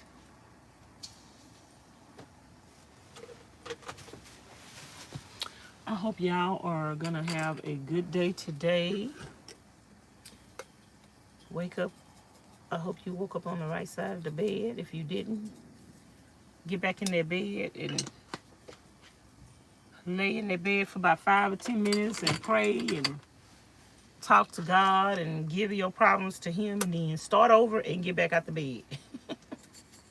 It's all about attitude, mind over matter. A lot of people don't think it's about attitude or mind over matter, but it really is. You can choose whether or not you're gonna be happy, sad, whether or not you're gonna let something get to you, whether or not you're gonna let people bother you, whether or not you're gonna let people steal your joy. It's all a choice. I'm not gonna let nothing bother me. I ain't gonna let nobody steal my joy. I'm gonna be blessed by the best. And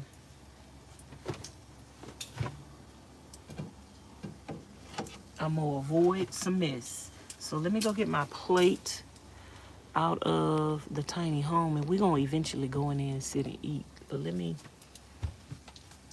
go get my plate.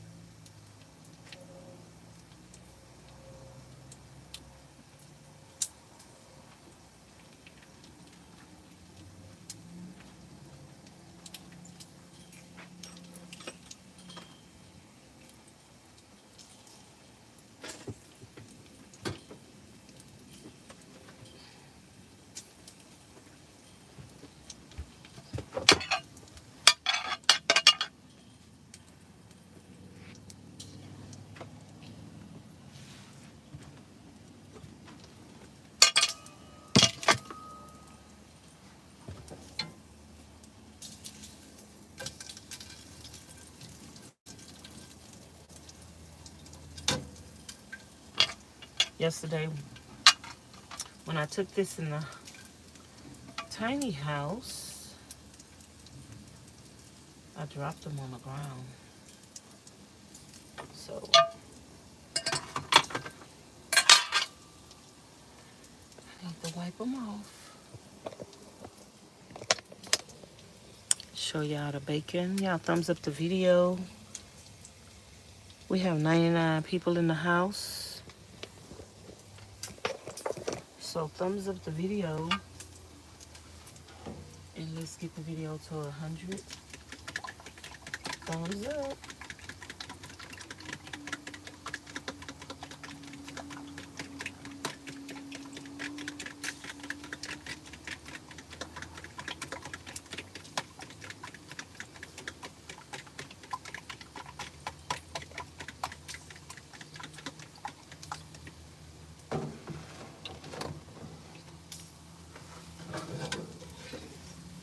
So I'm warming up the bacon. It's a little bit of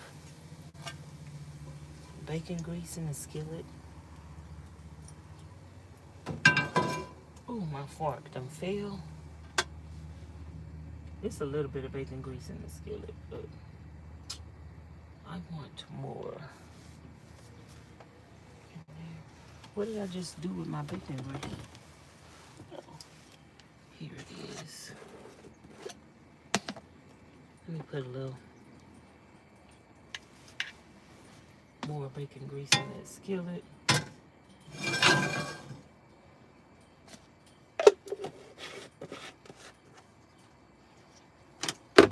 Keep that out up there.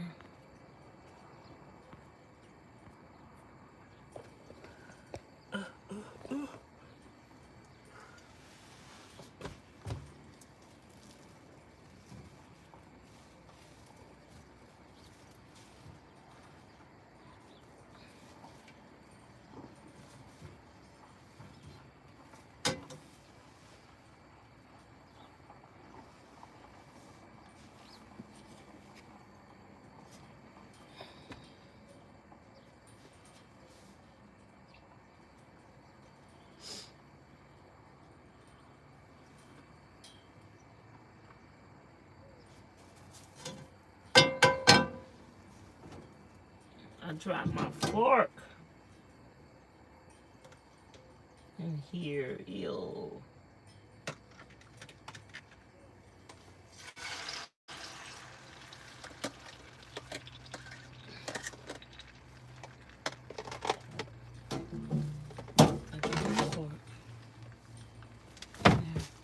Oh, y'all, this seat, this thing is not sitting. This seat is not sitting.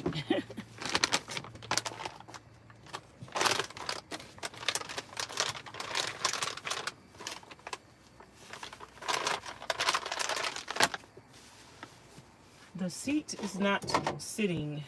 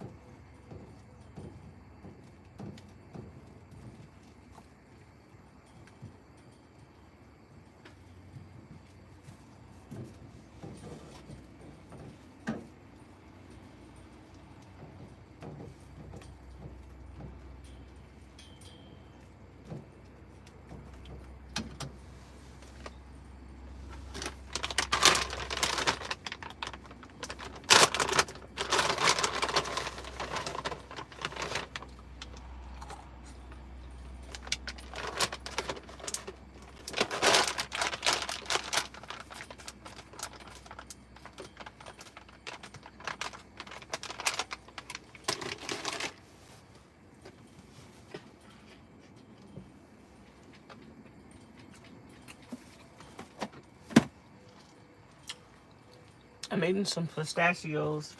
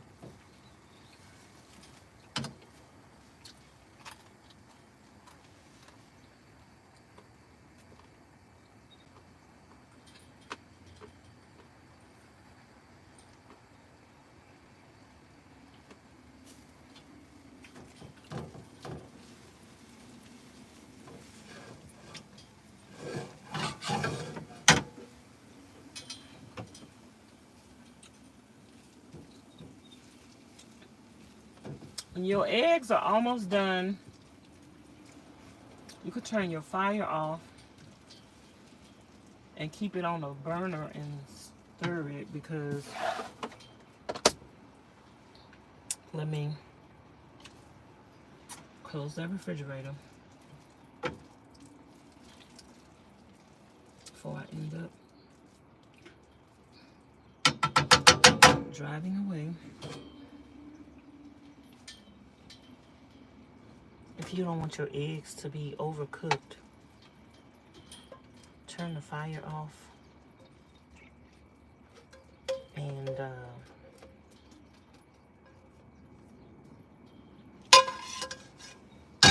continue to stir them. I need some water.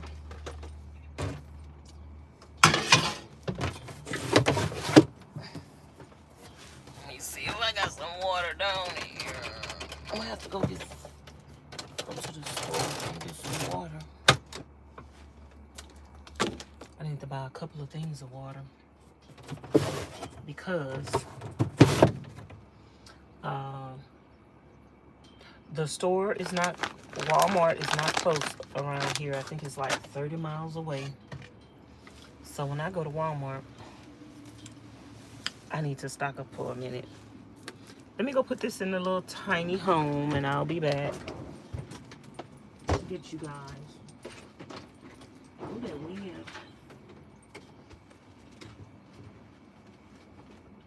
It's blowing the door closed.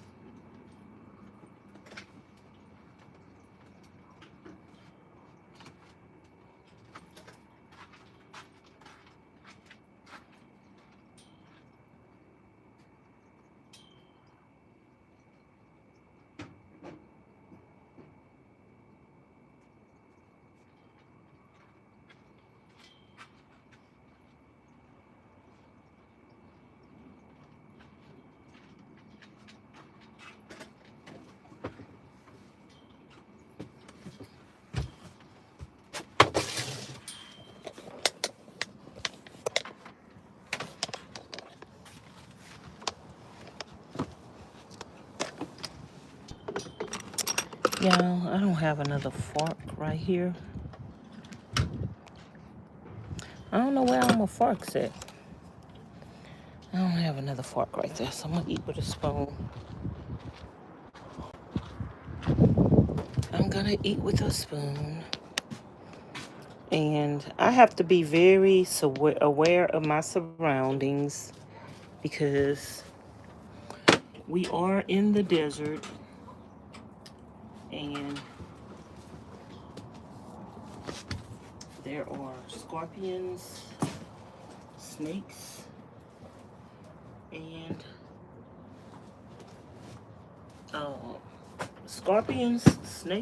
tarantulas. So I was watching some videos last night on how to avoid those critters, but I'm gonna buy some stuff to stick in these holes.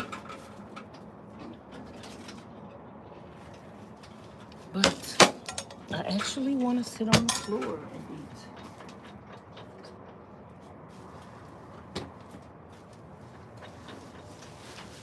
I actually want to sit on the floor and eat. So let me make sure ain't nothing on the floor. So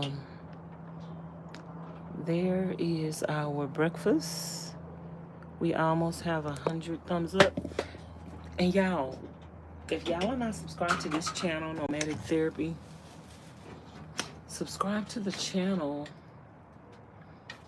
so we could reach 7,000 subscribers today. We are almost at 7,000 subscribers on this channel. We are almost there. We just need maybe less than 10. I think we might need less than 10 people.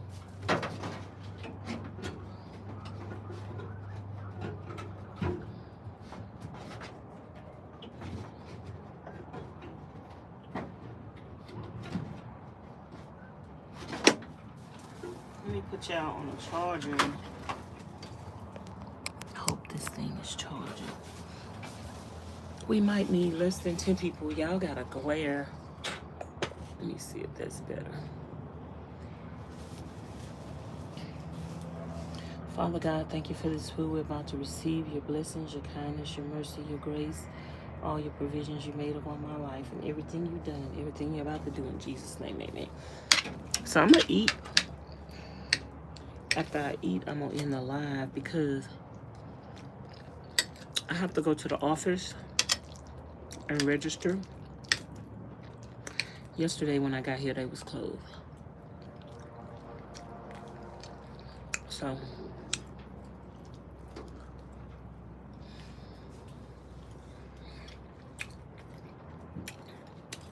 I have to go to the office and register. So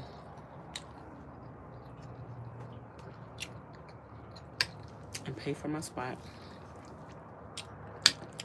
Secure my spot.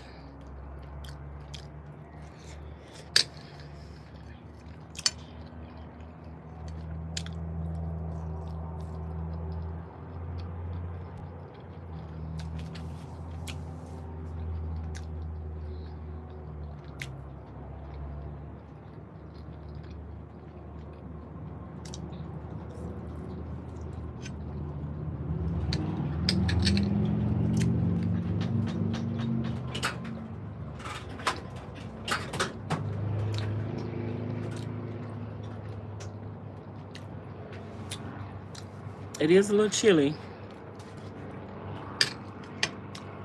It's making my nose run.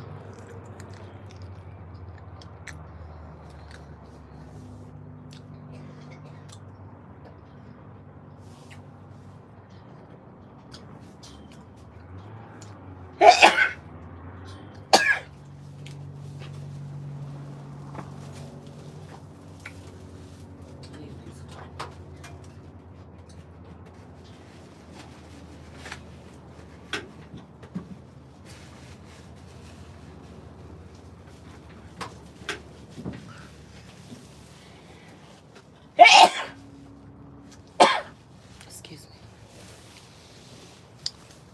Take my echinacea, my black seed oil, and my iodine.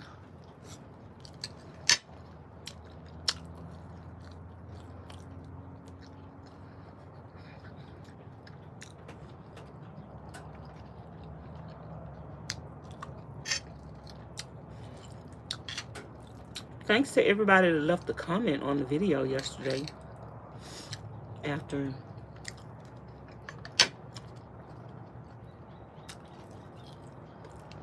I think I'm gonna read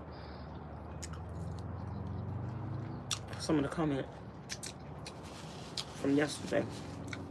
Let me go get my other phone.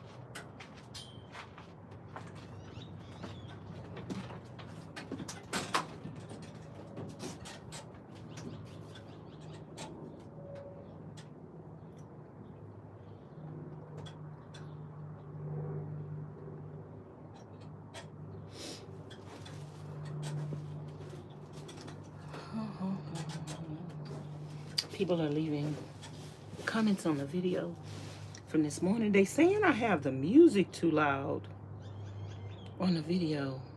I hope I didn't forget to turn that music down. But a lot of people are saying the music is too loud.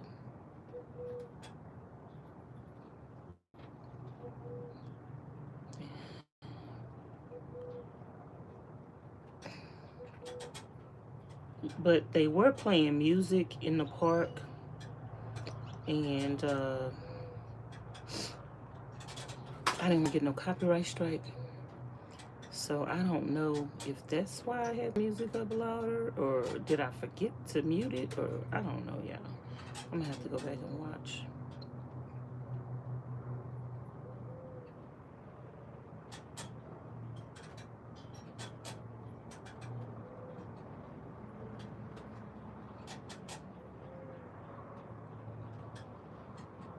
Okay, let me see.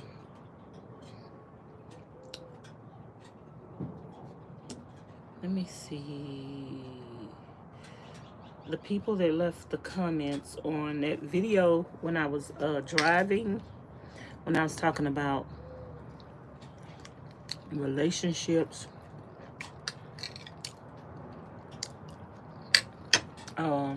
awesome word of wisdom, Vanessa. This from KP. Awesome word of wisdom, Vanessa. Great idea to turn the comments off. This live was golden. Keep looking up. That's where you are going.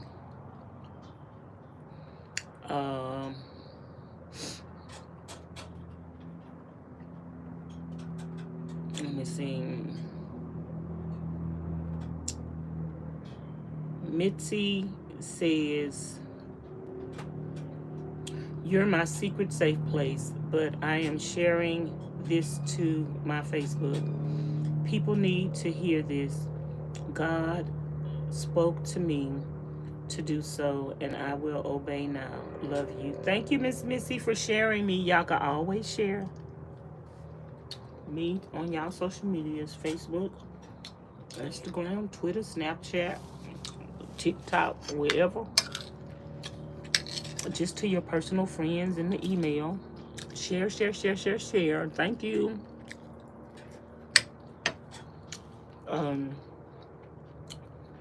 Missy say, I am sharing this to my daughter via God. Thank you for sharing this. You just described myself. Sure did. To a T.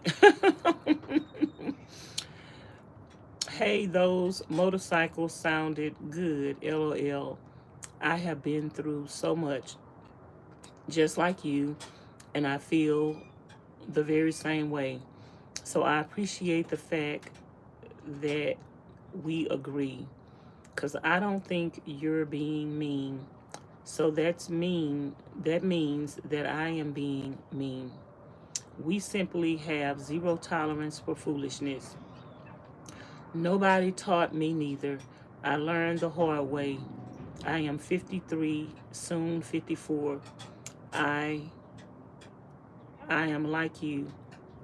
I decorate like no one else. I cook. I make money all on my own. I had lost money. I lost money if I worked for someone but me, or I'd lose money if I worked for someone but me. And my life is good. So is yours. Our lives are blessed and fruitful, my darling. Somebody said, Medea said, let it go. Miss Renee say, Vanessa, you are chosen.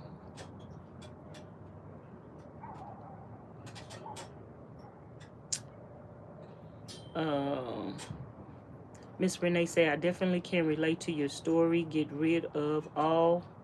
I got rid of all my narcissistic so-called friends. They're users, Miss Vanessa. You were too good for them.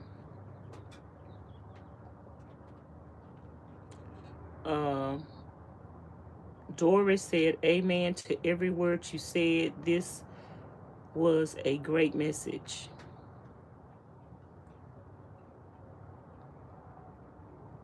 Miss Dolores said, Miss Vanessa, can you tell me how to create an Amazon wish list?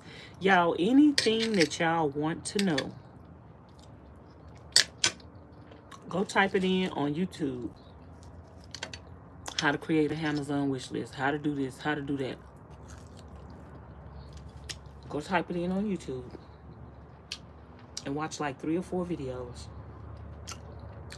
And you'll learn everything you need to know. That's how I learned.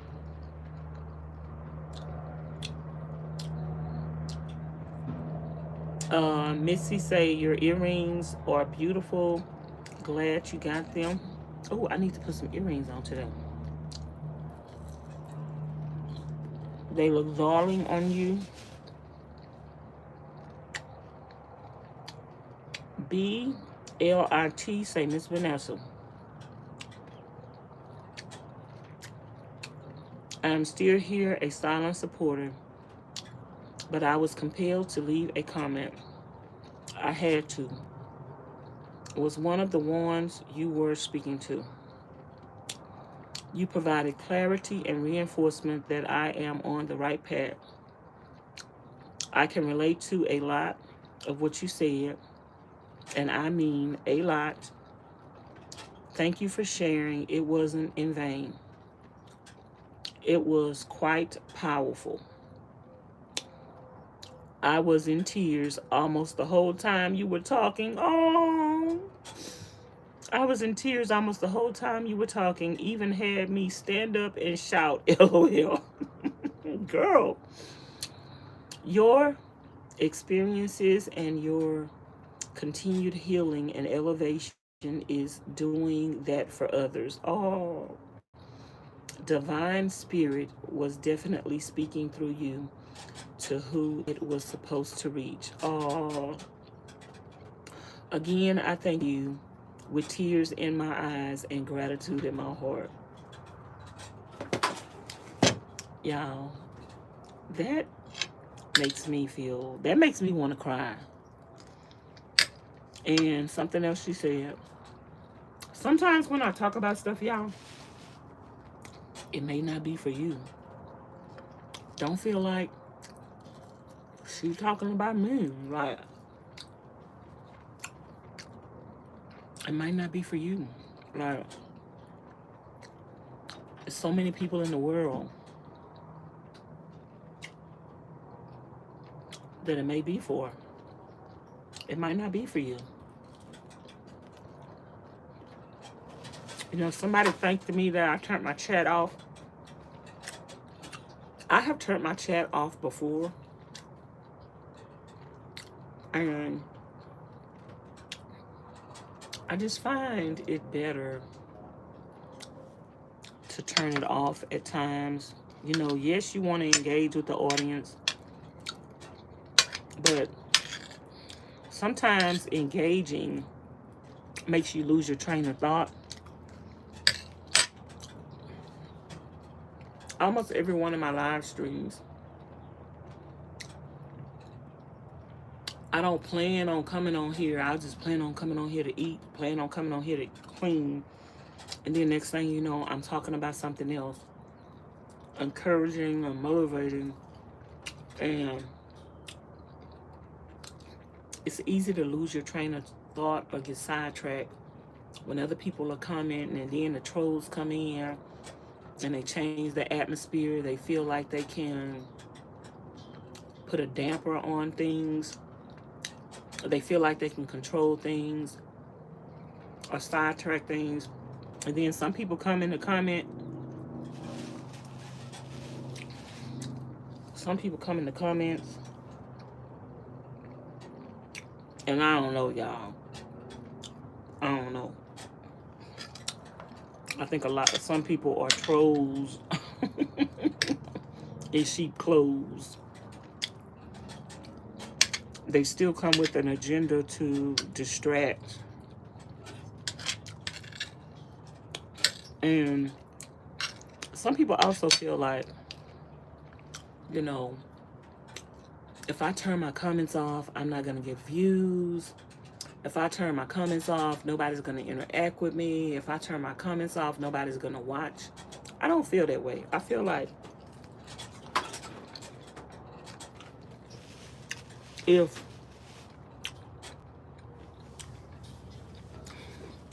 people like you and they like your content,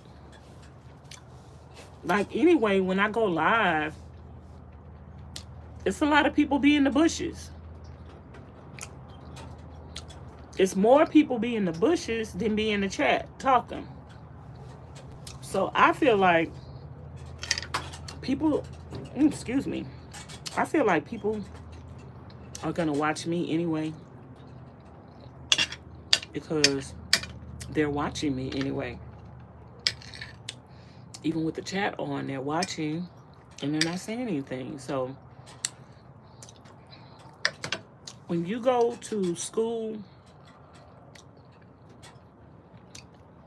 can you talk and learn at the same time? Like when you watch a video of mine that I pre-recorded and filmed, you can't say anything until you watch the video anyway. So I feel like if people truly love me, if people truly support me, if people truly love my content,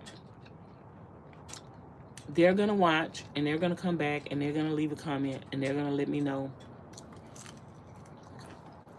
that they watched. And I never do things for money. It may be more beneficial for me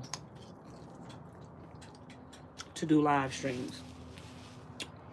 I might shoot myself in the foot by not doing live streams, but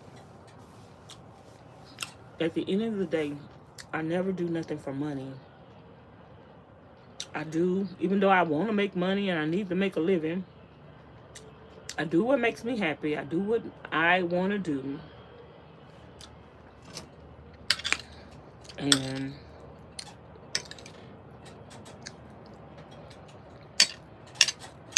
I will never let the devil control the narrative. And sometimes when the devil thinks he's doing something to hinder you or hurt you, it's a blessing. It's a blessing in disguise. Like, if more people can get blessed by listening to me talk than having all the distractions in the chat, then the purpose and the plan that God had for whatever he puts on my heart to say today is going to be heard by the people who are here to hear it. Just like I said earlier, some people are givers, some people are takers, and some people are reciprocators. Some people are here to listen, some people are here to distract, and some people are here to troll. So by turning off the chat, and some people are here to gain. Like, I've had over the years other YouTubers that just came to my chat just to try to gain subscribers.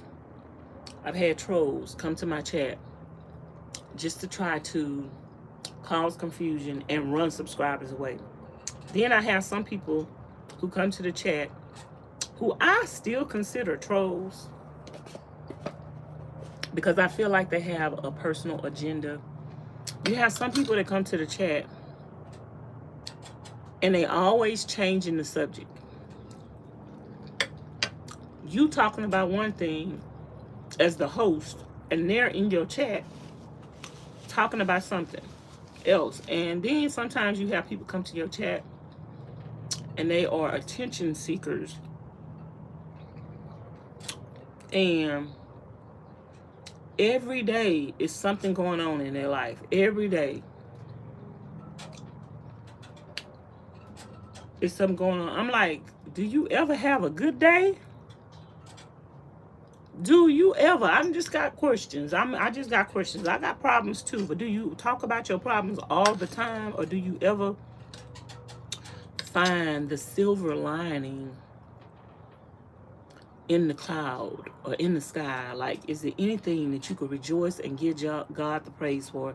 Every day, is every day a day of complaining? Is every day a day of aching and pain and heartache? I mean, even if it is, even if you wake up every day and you're in pain every single day, do you complain every day? Or you're going to say, you know what? I'm in pain anyway. The pain not going to go away. So I'm going to give God the praise and the glory no matter what, because I'm still in pain anyway. Or you going to just say, you know what? I'm in pain and I'm going to complain. So on top of being in pain, you're going to complain.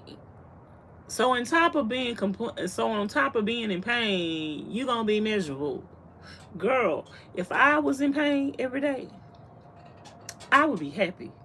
Because one thing I'm not going to do is, I'm not going to be in pain and be miserable. I'm not going to be in pain and be sad. I'm not going to be in pain and be unhappy. Like, it is what it is. You in pain. But you could still be happy. Being in pain, does that mean sad? No. It's people walking around here blind. It's people walking around here with no arms and no legs. Do that mean because they don't have no arms and no legs, they should be mad? They should be angry? They should be miserable? Your situation is not an excuse. I'm just saying. Don't shoot the messenger. Don't get mad at me. I'm just saying, like, I don't want to be around nobody that's complaining. I don't want you coming to my chat. I don't want to hear every time you come to my chat, oh, girl, guess what? Girl, guess what? Girl, guess what? Girl, guess what? Girl, what? What? What you got going on today? Golly.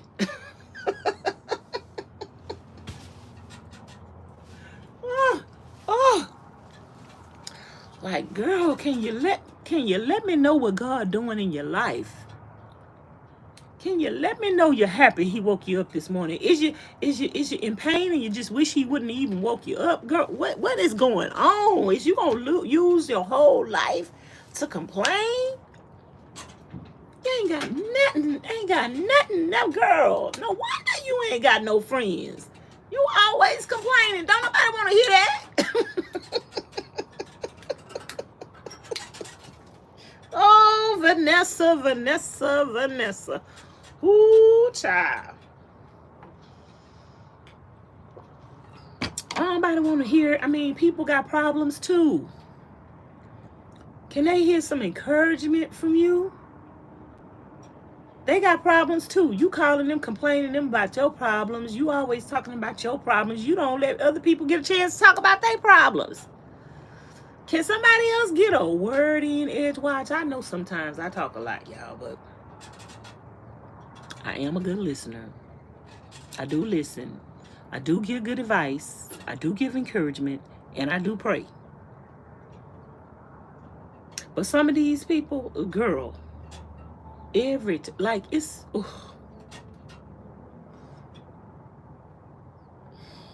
I just can't. I just can't, y'all.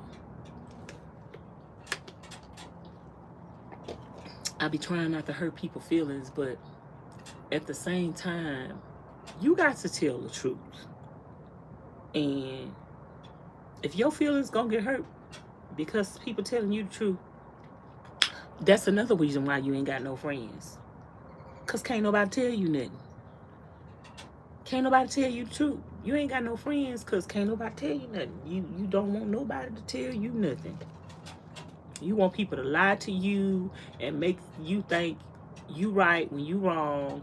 You want people to make you think it's okay to be miserable every day of your life. and never choose happiness and never give God the glory and the praise for the things that he has done, and just always complain. Maybe the reason why you got so much heartache and pain in your life is because all you do is complain. Like, maybe the devil know that you need something else to complain about tomorrow, because that's all you gonna do is complain, because you never find the good to talk about. So you are attracting more pain, so you can complain. I mean, you need something to complain about. So that's why something gonna happen bad to you tomorrow or today, because you need something to complain about. Because you is not gonna find, you can't, ain't nothing good happening in your life for you to not complain today. So something gonna keep happening bad to you every single day of your life, because you need something to complain about. Like, I'm just not that person, y'all. Like, yes, I got problems. Yes, I get sad. Yes, I cry.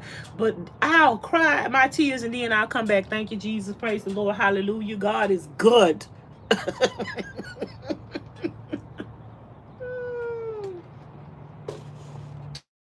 Some people, all I hear them saying is,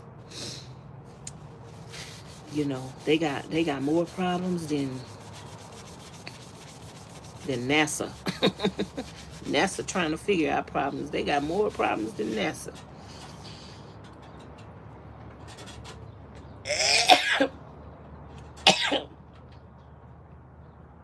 I mean, I know my chat is a fun, loving place, but it's not a place for you to just come and dump all your garbage on everybody every day. We trying to find the we trying to find something to be thankful for, something to be uplifting, something to be encouraging, something to be happy about. And then here you come with your 101 problems and never know gratefulness, and never know that, okay, you're sick, you're ill, you're in pain. It's either it's something you could do about it or something you can't do about it. If it's something you can't do about it, then why complain about it? That's how I feel. If it's nothing you could do about it and you have to accept it, why complain about it? It's not going nowhere. It's not changing. You can't change it. If it's something you could do about it, do something about it and still shut up. Like, do something about it. If it's something you could do about it, do something about it and stop talking about it. If it's something you can't do nothing about, then accept it and shut up. I mean, in both instances, talk less about it, pray about it, and do something about it. Like, seeking attention in your life ain't making the pain go away. It's not making the pain go away. It's not making the situation better because you seeking attention. Now, eventually, it's going to make people turn away from you, don't want to listen to you, run from you when they see you coming, because they're going to be like, God damn it, what's she going to complain about today? She complained about the same thing she complained about yesterday. Obviously, the situation ain't changing. So that means she going to complain every time I see her? That's just going to make people... Mm-mm. Do something about your situation. If you can do something about your situation, and if you can't do nothing about your situation, accept it. Accept it and ask God for the grace to bear it. And that's it. That's all. That's all you could do. You're a grown person. Either you could change the situation. If you got a health issue that can be changed through diet, through exercise, then while you talking and running your mouth, instead of doing the same thing every day, that is keeping you in the pain and the situation you in because you won't change your lifestyle, then, I mean, how am I supposed to feel sorry for you if you have the power and the control to change your situation, but you won't? And then, if you can't change your situation and it's something you have to accept, what is you complaining about it for every day? How is that going? Complaining to me, complaining to the world every day, it's not helping your situation because the situation can't be changed. So all you could do is accept the situation, ask for grace, ask for strength, and wake up and be grateful and happy that you're here. If you ain't happy that you're here, then I guess you're going to complain. Because, I mean, Jesus.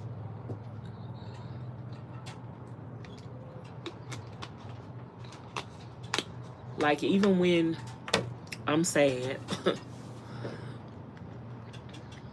I usually just be sad and deal with my sadness, cry, turn my face down and cry to God, and then 5 minutes later wake up and he done encourage me to get up and do something else. Like, I'm just not gonna stay down. I have my 5 minutes of pain, my 5 minutes of tears, but I'm about to get back up and do something else, productive with my day, productive with my time, productive with my mind. Okay? I'm going to do something productive with my time and productive with my mind. I'm going to cry my tears.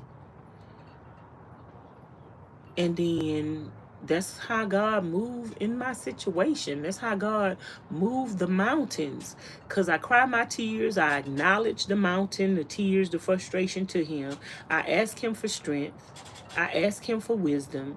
I ask him to remove this burden from me. And then I get up and I go on about my day. But if you want to stay where you at, day in and day out, you're going to be doing it by yourself, because I don't want to hear it. I don't want to hear it. I'll block somebody in a minute. You be like, what you did? What I did? Nothing. You just complain too much. You just complain too much. I'm just tired of hearing your complaints about life. I'm tired of hearing you cry about everything. I'm tired of hearing you not give God the glory. I'm just tired of hearing it. I'm just tired. No matter how many times I tell you, you don't get it. So I'm gonna help you out. You just need to be a silent watcher, cause I'm here to encourage and motivate. If nothing I ever say on this channel encourage you or motivate you, and you ain't made no changes in your life, and you ain't got a positive attitude, then I mean, you a Debbie Downer, and maybe you need to go find one of them channels where people just talk about all their problems and never have nothing good to talk about. They don't never have nothing to rejoice about, never have nothing to praise about. They just, everything is just about, oh, today I'm sad, tomorrow I'm sad, the next day I'm sad. I'm just a sad, sad, sad human being. If all your life is just gonna be sadness, I don't want to be around you. I don't want to be around you. I don't want to hear it. And believe me, I'm not, some people, they can't even smile. They can't even laugh. They can't even enjoy the good things that God done brought in their life because they so focused on all the bad things. I have bad things that happened to me my whole life. I would not be here today in a day of peace, joy, and happiness if I continue to focus on every single bad thing that happened to me. Yes, I talk about the bad things that happened to me. I use those things as healing, motivational, and encouragement. And I use those things as a lesson to learn what mistakes did I make. Like, some things were beyond my control, but now I'm grown. How can I take this situation and use this situation to heal me and move forward in life? But, I really, I'm not a good sympathetic person when, and I'm just gonna tell the truth and shame the devil, because you know maybe some people in your life feel this way, but they're not telling you. I'm not a good sympathetic person to people when your problems are something that you caused and you keep doing it. Like, if you overweight and you keep eating and then you want to complain about being overweight, I'm not sympathetic to that, because I mean, if you're going to help yourself, or you're going to let somebody else help you, or you just going to keep overeating and staying overweight and staying unhealthy. Like, you got to make a decision. I'm not sympathetic to to whatever it is you're going through. I can't comprehend you wanting people to feel sorry for you, but I'm not going to enable you with sympathy. I just can't do it. I can't, because anything I want to change in my life, I have the self-control and the discipline to change it.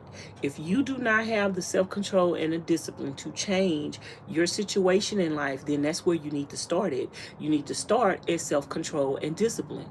And you need to stop complaining, and you need to stop looking for sympathy, and you need to start with building discipline and self-control. Cause I'm not sympathetic towards situations that are changeable and you choose not to change them. What am I sympathizing with you for? You have the power and the control to change it. I can't change it for you. Me feeling sorry for you ain't gonna change it.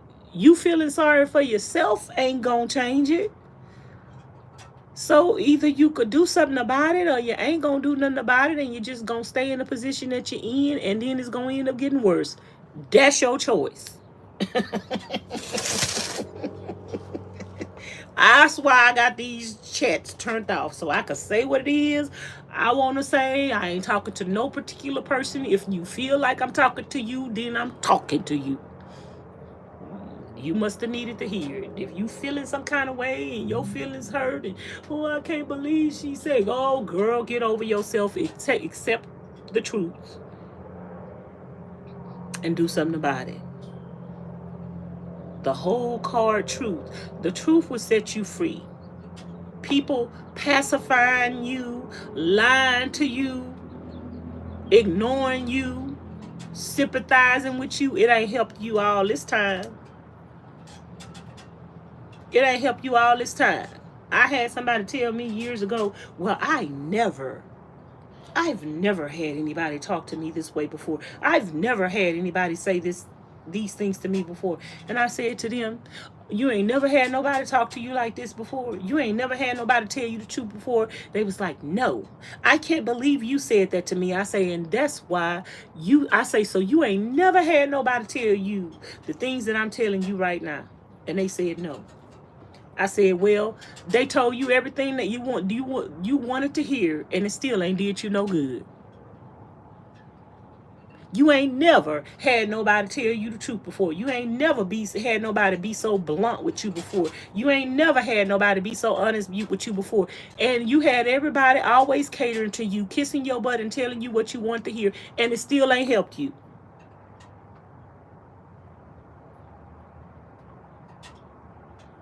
So maybe you need somebody to tell you the truth.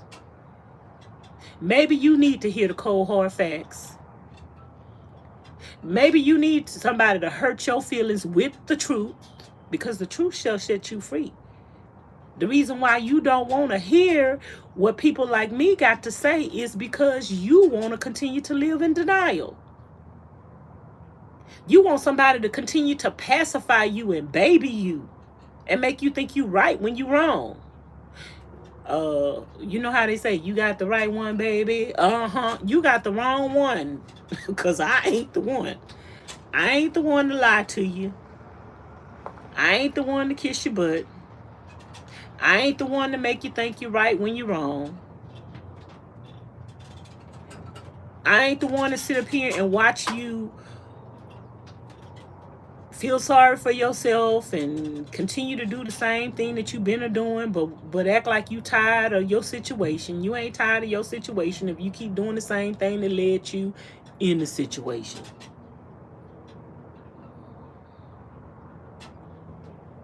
I can't be your friend because you ain't even a friend to yourself. Friendships and love starts here. Like, you want a good friend. A good friend tell you the truth. They don't lie to you. They don't lie to you. One thing I can't do, I can't lie.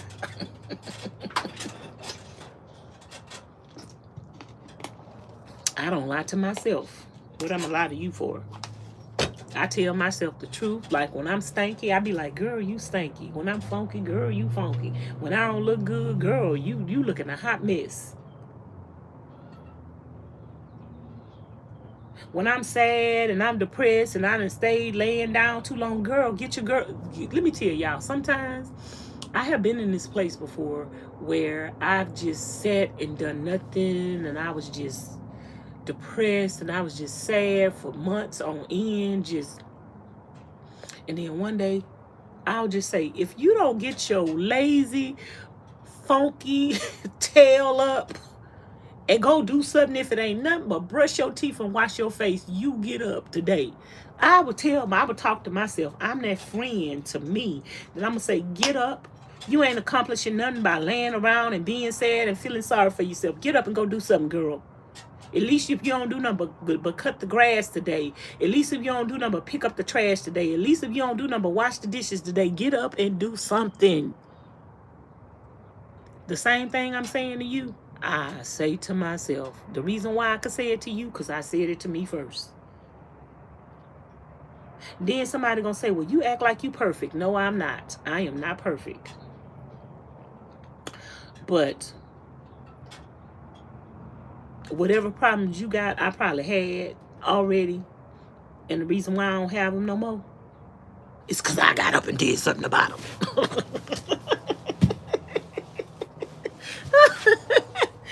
Oh my goodness, I'm a hot mess. I know. I know. I know.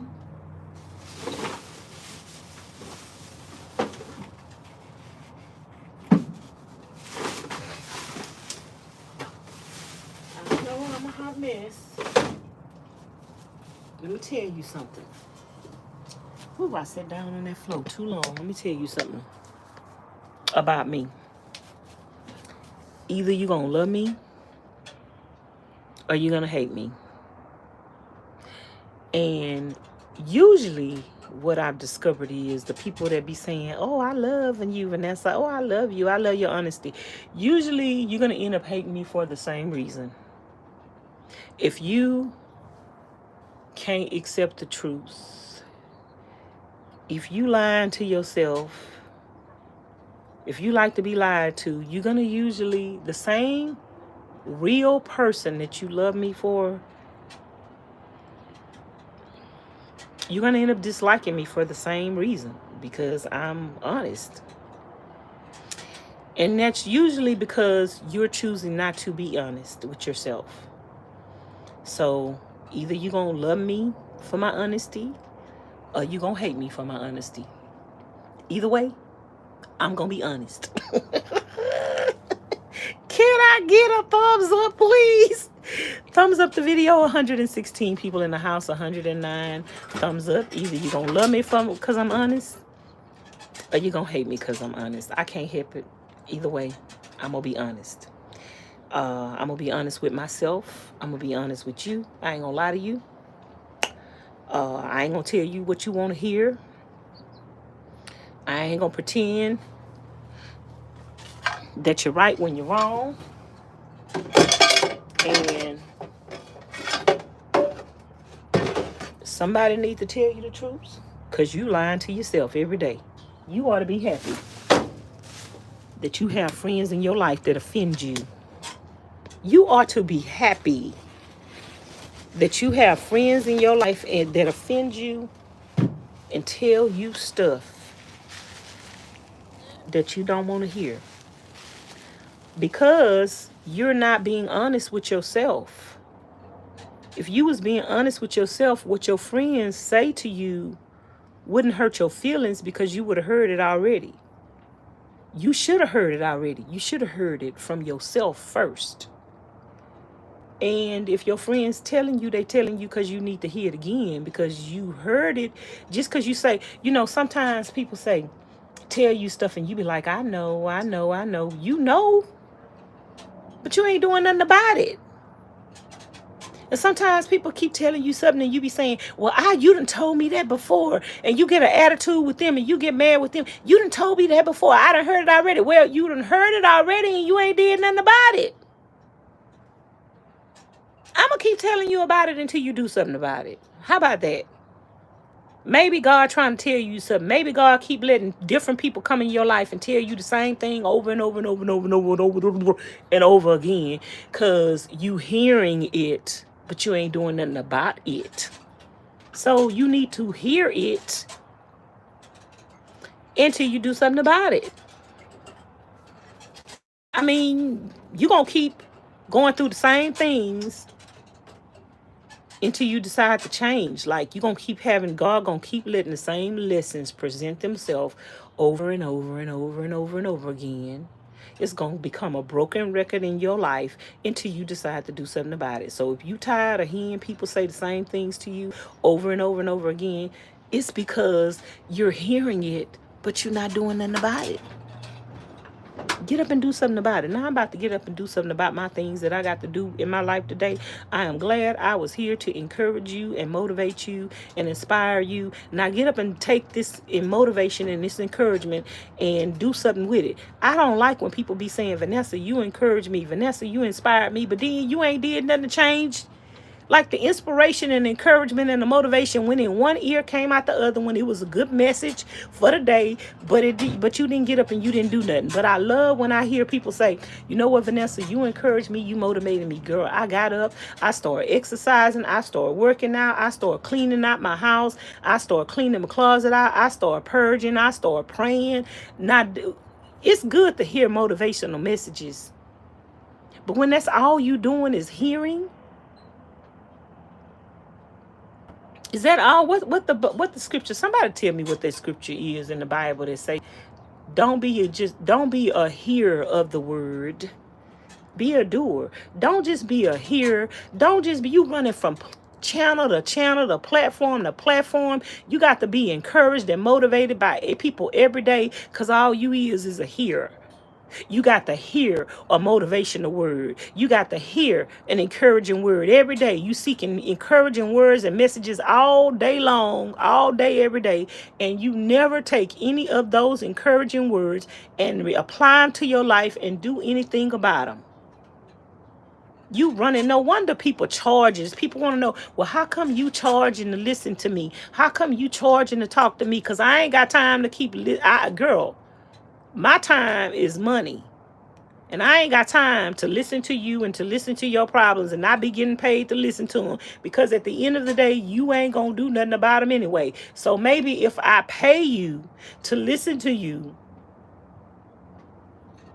then you will say, I had to pay her to listen to me, and now I'm going to go do whatever advice she gave me. I'm going to apply it to my life because this is expensive. I mean, the problems that you got in your life and the consequences to the problems ain't expensive enough for you. So maybe people need to start charging you to listen to you, because, girl, I ain't got time to listen to your problems for free.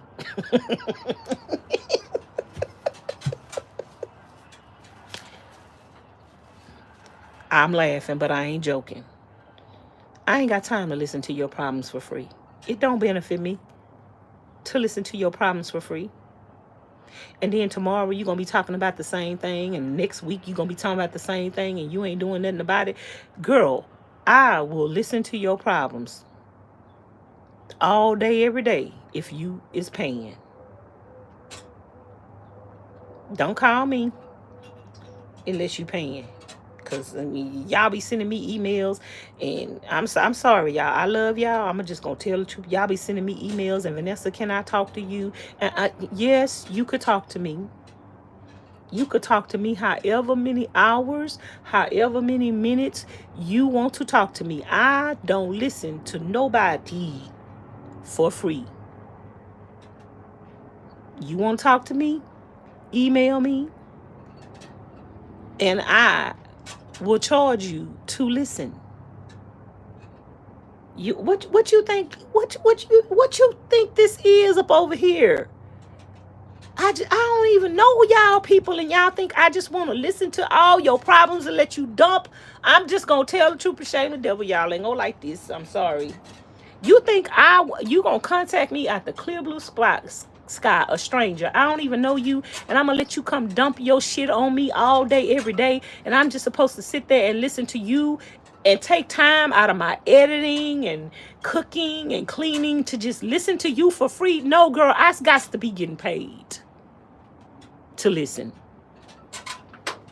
Well, I want you to be my friend. I will be your friend, and I'm gonna charge you to listen to me. I'm gonna charge you to listen to you. Listen. I could tell you will be a good friend. Yes, I'm gonna be a good friend. I don't need no new friends. I'm gonna just tell you the truth. I don't need no new friends. You contact me, it's business. My email address is business. It's a business address. I will listen to you. I will mentor you. I will encourage you. I will motivate you. It is business.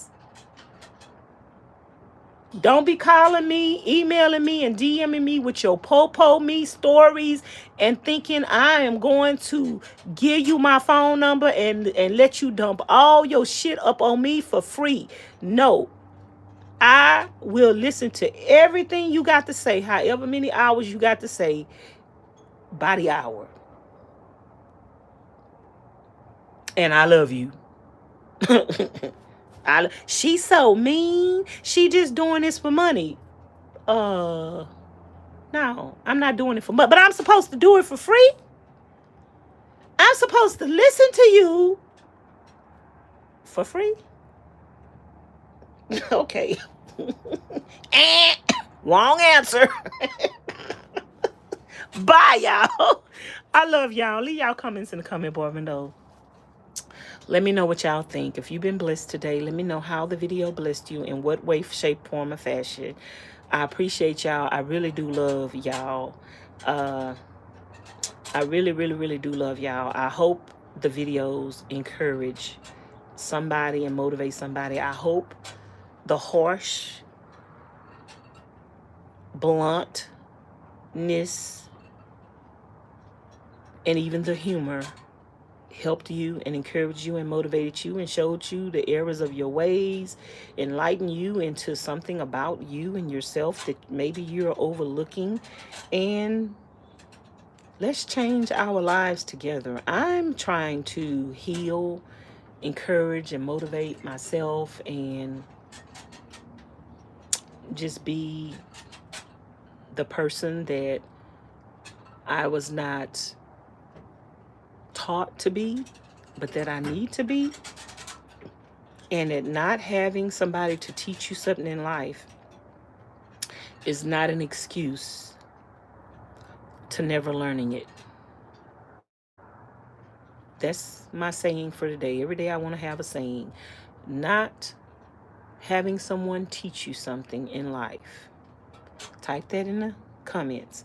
Not having someone teach you something in life is not an excuse to never learning it. You have to be responsible for your own growth. You have to be responsible for your own wisdom and your own knowledge. And if you didn't learn something and you don't know something, that's where you started. If somebody didn't, if your mama didn't teach you how to cook, your mama didn't teach you how to be a good woman, your mama wasn't a good woman, she couldn't teach you how to be a good woman, and that's where you started. You write it down and say, my mama didn't teach me how to cook. What is it that your mama didn't teach you how to do that you wish you would know how to do? Your mama didn't teach you how to cook. Your mama didn't teach you how to comb your hair. Your mama didn't teach you how to dress. Your mama didn't teach you how to be feminine. Write those things down, and now that's your job. That's your job to learn how to cook. That's your job to learn how to comb your hair.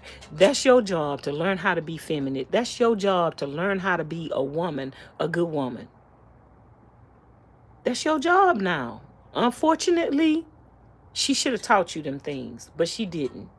Now, it's your job. Okay? Bye, y'all. I love y'all and I appreciate y'all. And I'm going to be reading y'all comments in the comment and hoarding y'all comments in the comments. Have a blessed and wonderful day. I will be back. I will be back live. So subscribe to the channel if you haven't already. Hit the notification bell so YouTube can notify you each and every time I upload a new video. After you hit the notification bell, you have to hit always so YouTube can notify you each and every time I upload a new video or I go live. If you're not subscribed to this channel, Nomadic Therapy, please make sure you subscribe to the channel. We are almost at 7,000 subscribers. And if you're not subscribed to Vanessa's Van Life Journey, go over there and subscribe to that channel. That's where I do my daily vlogs at. And if you appreciate this content and you want to let me know you appreciate the comment, you could do so by thumbsing up the video. You could do so by leaving multiple comments on the video. And if you want to give me a monetary donation to let me know that you appreciate me, I make it and I survive off the gifts and the donations of my subscribers. So if you want to show me some love, no matter how much love you want to show me, the more, the better.